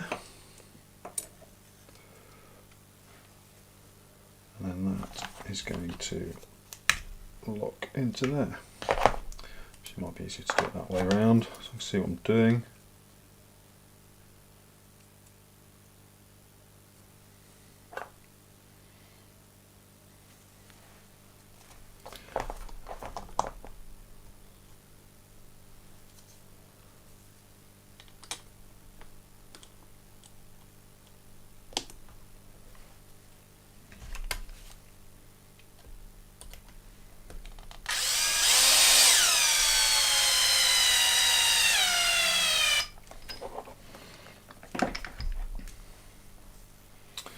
And then we need the rather substantial skid plate.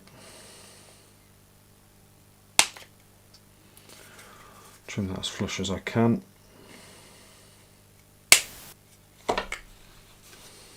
Job done. Yeah. Nice thing about this skid plate, nice and flat. Liking that. So which side goes where?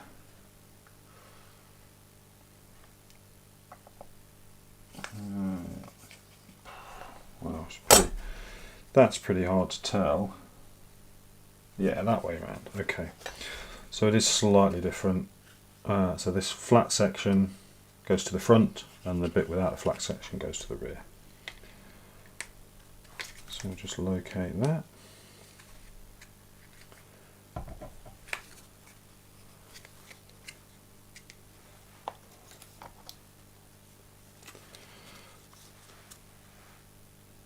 No, there's no screws to go in that just yet, so get that out. Otherwise it's just going to fall out.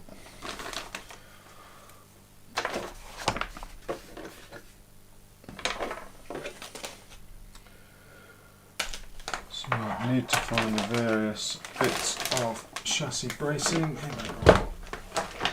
Here they are. Yeah. So double tube.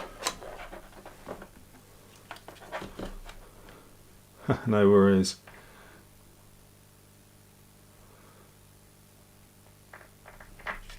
Oh, we've got a couple of extra people in. Hello, welcome. Hey Tank. Yeah, it is a nice build, but it's a bit fiddly at times. Hey Cosmo, no worries about missing. Off to bed in a few minutes. Yeah, I think I need to be off to bed in a few minutes. After this, all the stress of messing the gearbox up twice. I'm sure it'll be fine. Keep saying it. I'm sure it'll be fine. It'll be fine. I'm sure it'll be fine. Right. I need this one as well.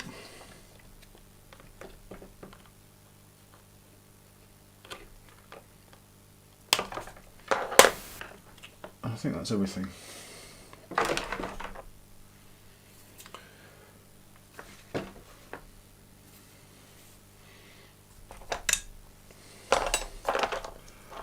So that's the mount for the hinged rear, I think. That is a front bumper mount, which goes on this way. See, what it's doing at this point is nothing's getting screwed into place apart from It's all just locating on these lugs. Right, so I need another 3x10. Were these the 3x10s? Yes, they were. And my other shock tower.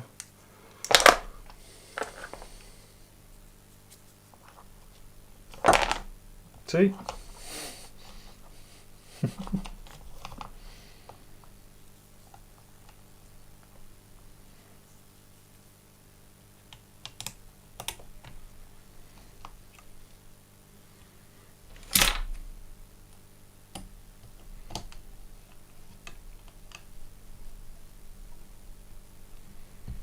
Let's put that in loosely, and then I should be able to start just popping all these bits in where they're supposed to be.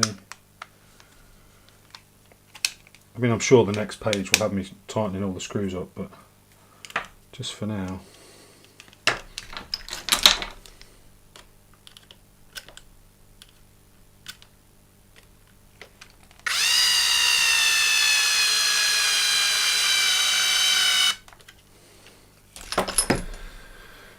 Okay, see, it has got quite a pinch to the front actually on that chassis rail.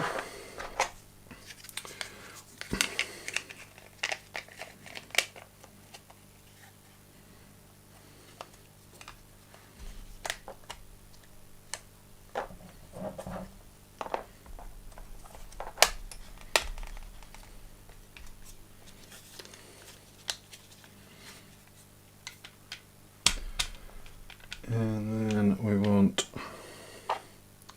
so this one in just there, and this one does have a screw in it.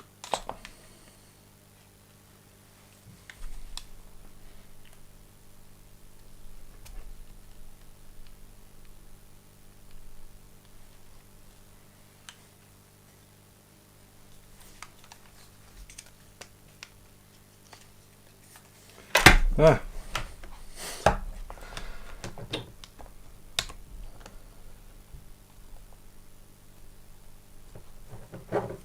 There we go. So this I think has 3x8mm.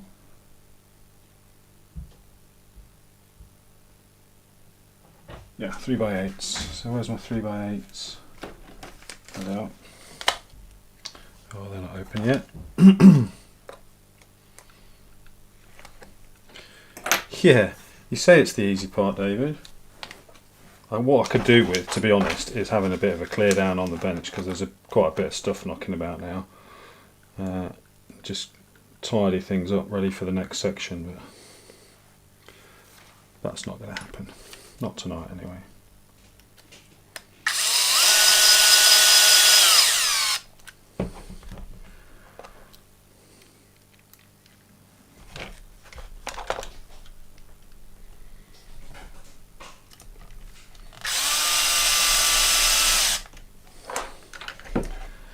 Okay, and then the next one is this bit,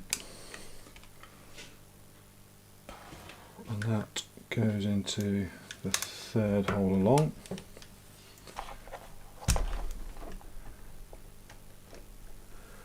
And again with a 3x8.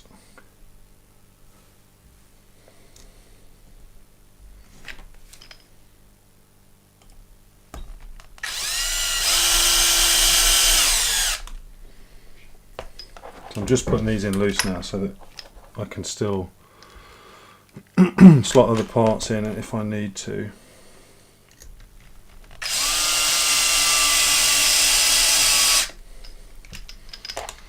Because the last bit is going to be this, which is the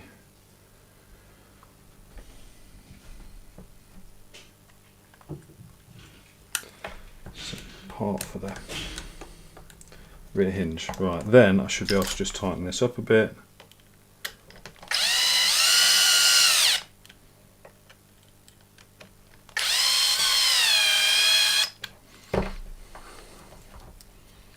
Again, try and not to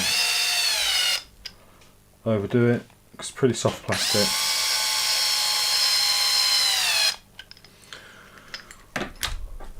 Right, there we go. So that's the rails together.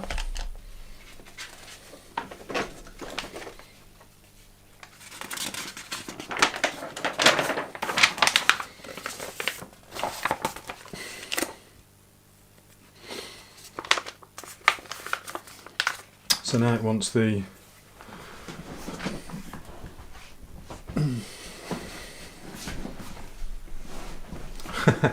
yeah, trying to find the bits. Nice one, Cosmo. Thank you very much. It's good to see you again, mate. You have a good night too. Sleep well. Yeah, finding all the bits is the fun part. Yeah. Thing is, I work from home, so I need to. I need this desk in the morning.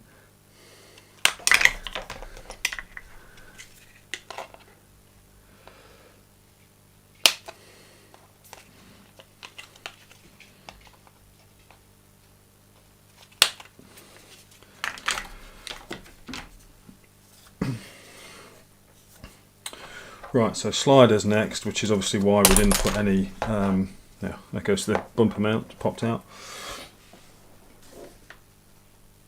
So what are these? 3x8, 2 3x8s and 1 3x10 in each one.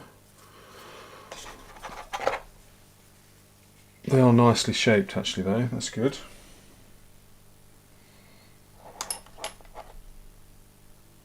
So yeah, 3x8s into the skid, a 3x10 into this end one.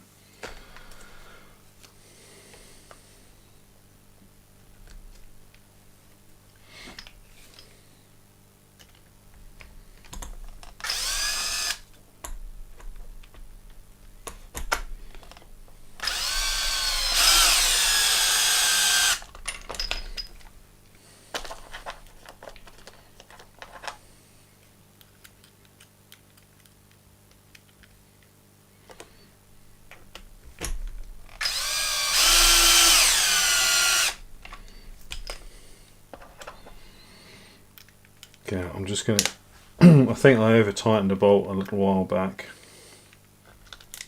so I'm just going to do these halfway and then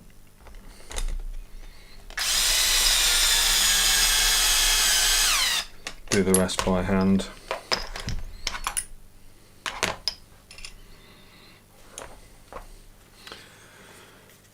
I don't want to be stripping these out, although that's got plenty of distance to go yet.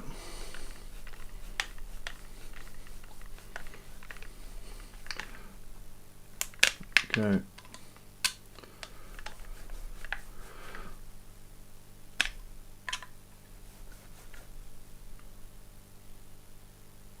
There we go. So that's one side.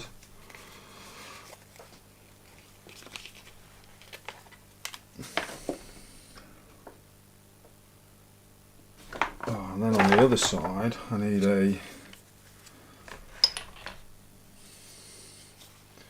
good job I checked. On this side I need a 3x15 and a 3x8. So I'll pop the 3x8 in, and that is because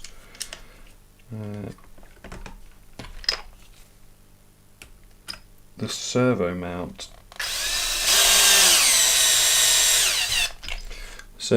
for the shifter goes on there. So where's that?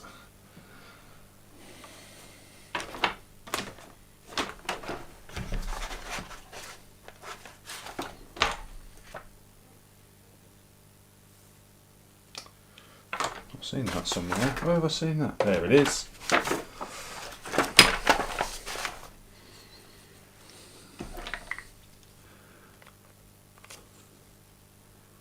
I must admit, normally I clear the laptop and things off the bench when I'm building, but obviously can't do that while I'm doing the live stream thing, because that wouldn't work very well. So this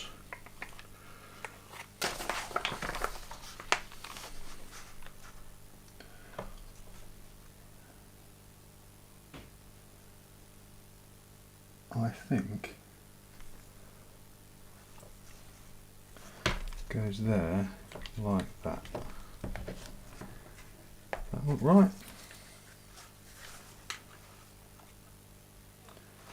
Yeah, I can't see where else it will go.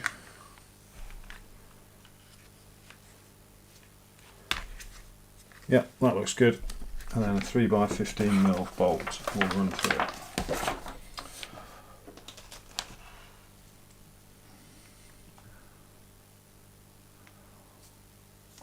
Three by 15 round head. 20. 3 by 15. There we go.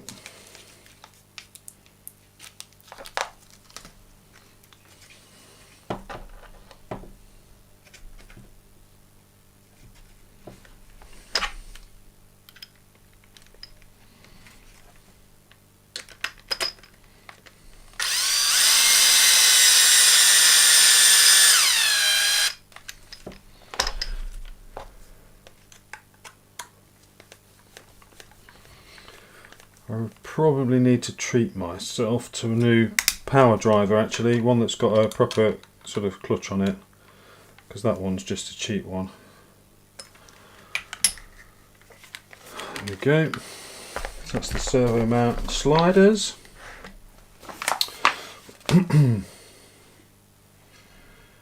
Now this one is a metal plate. I've seen that. It's got its own little bag.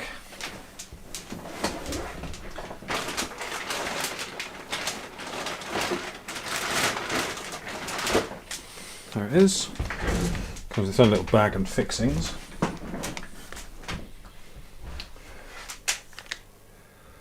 And this is for attaching the radio box, I think, receiver box.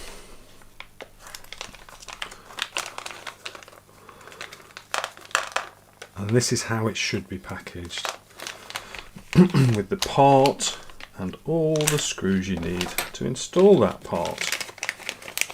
So you do know how to do it, nice people at GMADE. And you do it for more of the build.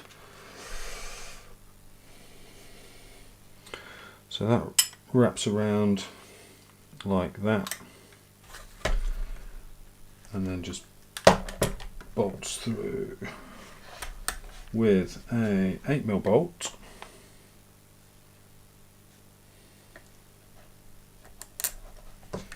And the little nut on the inside. It's helpful.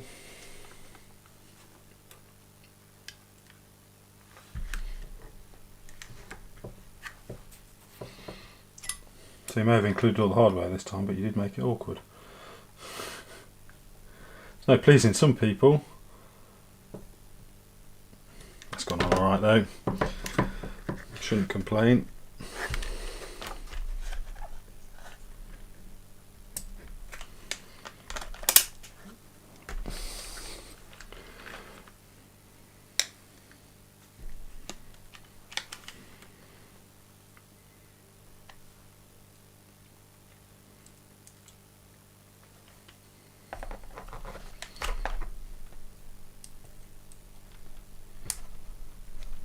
Although that doesn't want to go through.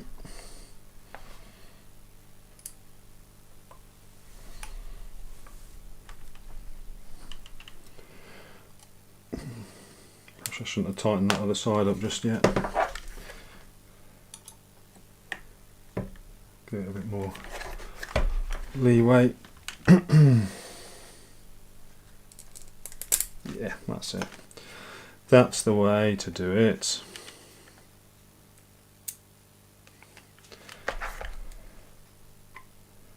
As the crazy Punch and Judy man says. How are we for time? What time is it? Oh crikey.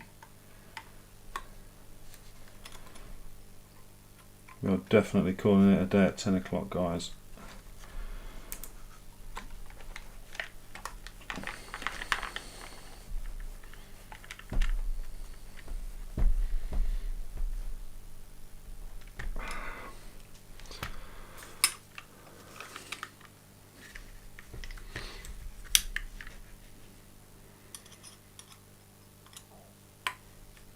I've not seen that one. What's that one? Will we turn the faster? Oh, is that like it's got a gyro in it or something? That'd be pretty cool, yeah.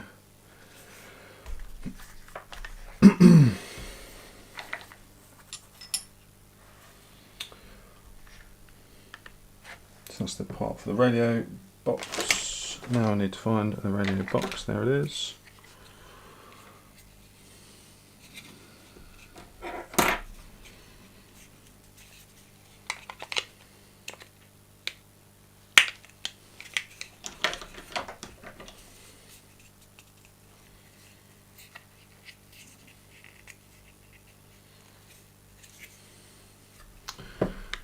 Okay.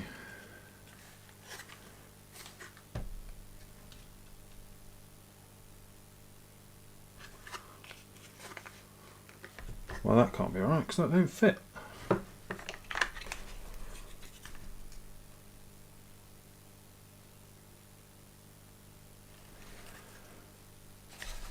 Definitely got that on the right way.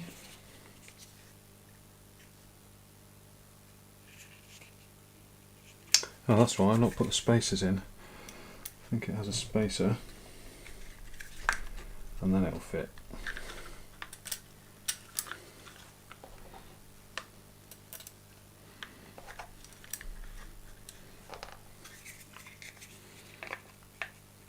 Yeah, that's better. Again, that seems unnecessarily complicated.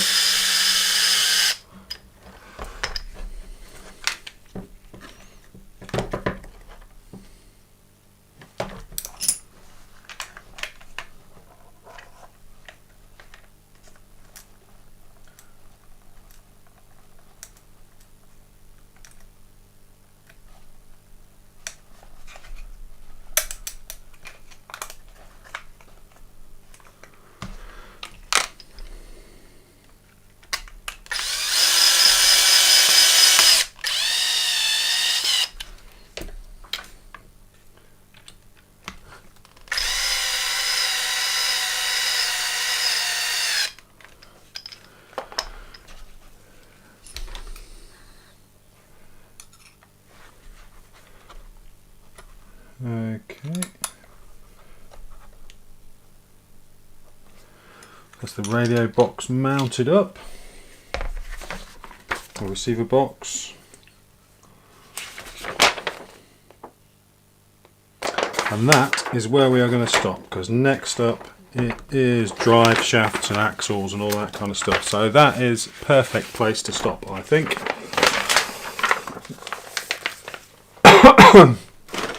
DeWalt. Okay, I'll have a look out for that. I quite like DeWalt kit.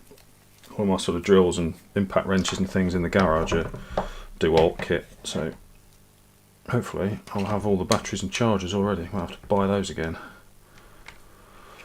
Right, so there we go. We've got our chassis to a degree and a gearbox. That's going to go there somewhere, broadly like that, and wow, that is going to have a pretty good forward bias. So I think let's go back onto here. I think we're going to call it a day at that, or call it a night. We made some good progress, maybe not as far as I wanted to get, but I think that's a good place to be. Would have liked to have been here at about 9:30, but there we go, because I want to try and keep these to a couple of hours. Thank you very much, David and Richard. You've both been here from the start. Appreciate that, I really do. Cosmo and Tank RC, obviously you dropped in for a while as well. Thank you for that. It's brilliant. Oh, Nick. Hi, Nick. Nick's just joined, and just as we're about to finish. Sorry, Nick, but we've been going a while. You know, hopefully you can join us another time. I will not do any more on this week. I think realistically, actually, I might build the cage and just get that attached to the body, because again, that's pretty simple stuff. That's just screwing bits of plastic together. It's not, you know, It's not that interesting. So I might just get that built up, get that attached to the back of the body, and then I can just start running the wires for the lights and things. A bit annoyed that I can't find that spare ESC I had earlier, so I could show you the lights. But the lights look great. I'm really pleased with those. What did I do with that? That's so annoying. Oh well. Is it in the box? Yes, it's in the box. There it is. So let's have a quick look at the lights. We're getting a bit tangled up at the moment. I don't know how well they'll come across actually on the camera, but we'll have a look anyway. So this is an old Reedy ESC. It's quite good for testing stuff. And voila, there we go. So we've got some nice lights on there. I think they look really good. Like I say, I went with the warm white because it's quite an old style truck. Would have looked a bit weird. You're not going to be able to see them fully, but there's some orange ones in there as well. So pretty pleased with that. Will it show up on there? No. So yeah, loving the lights.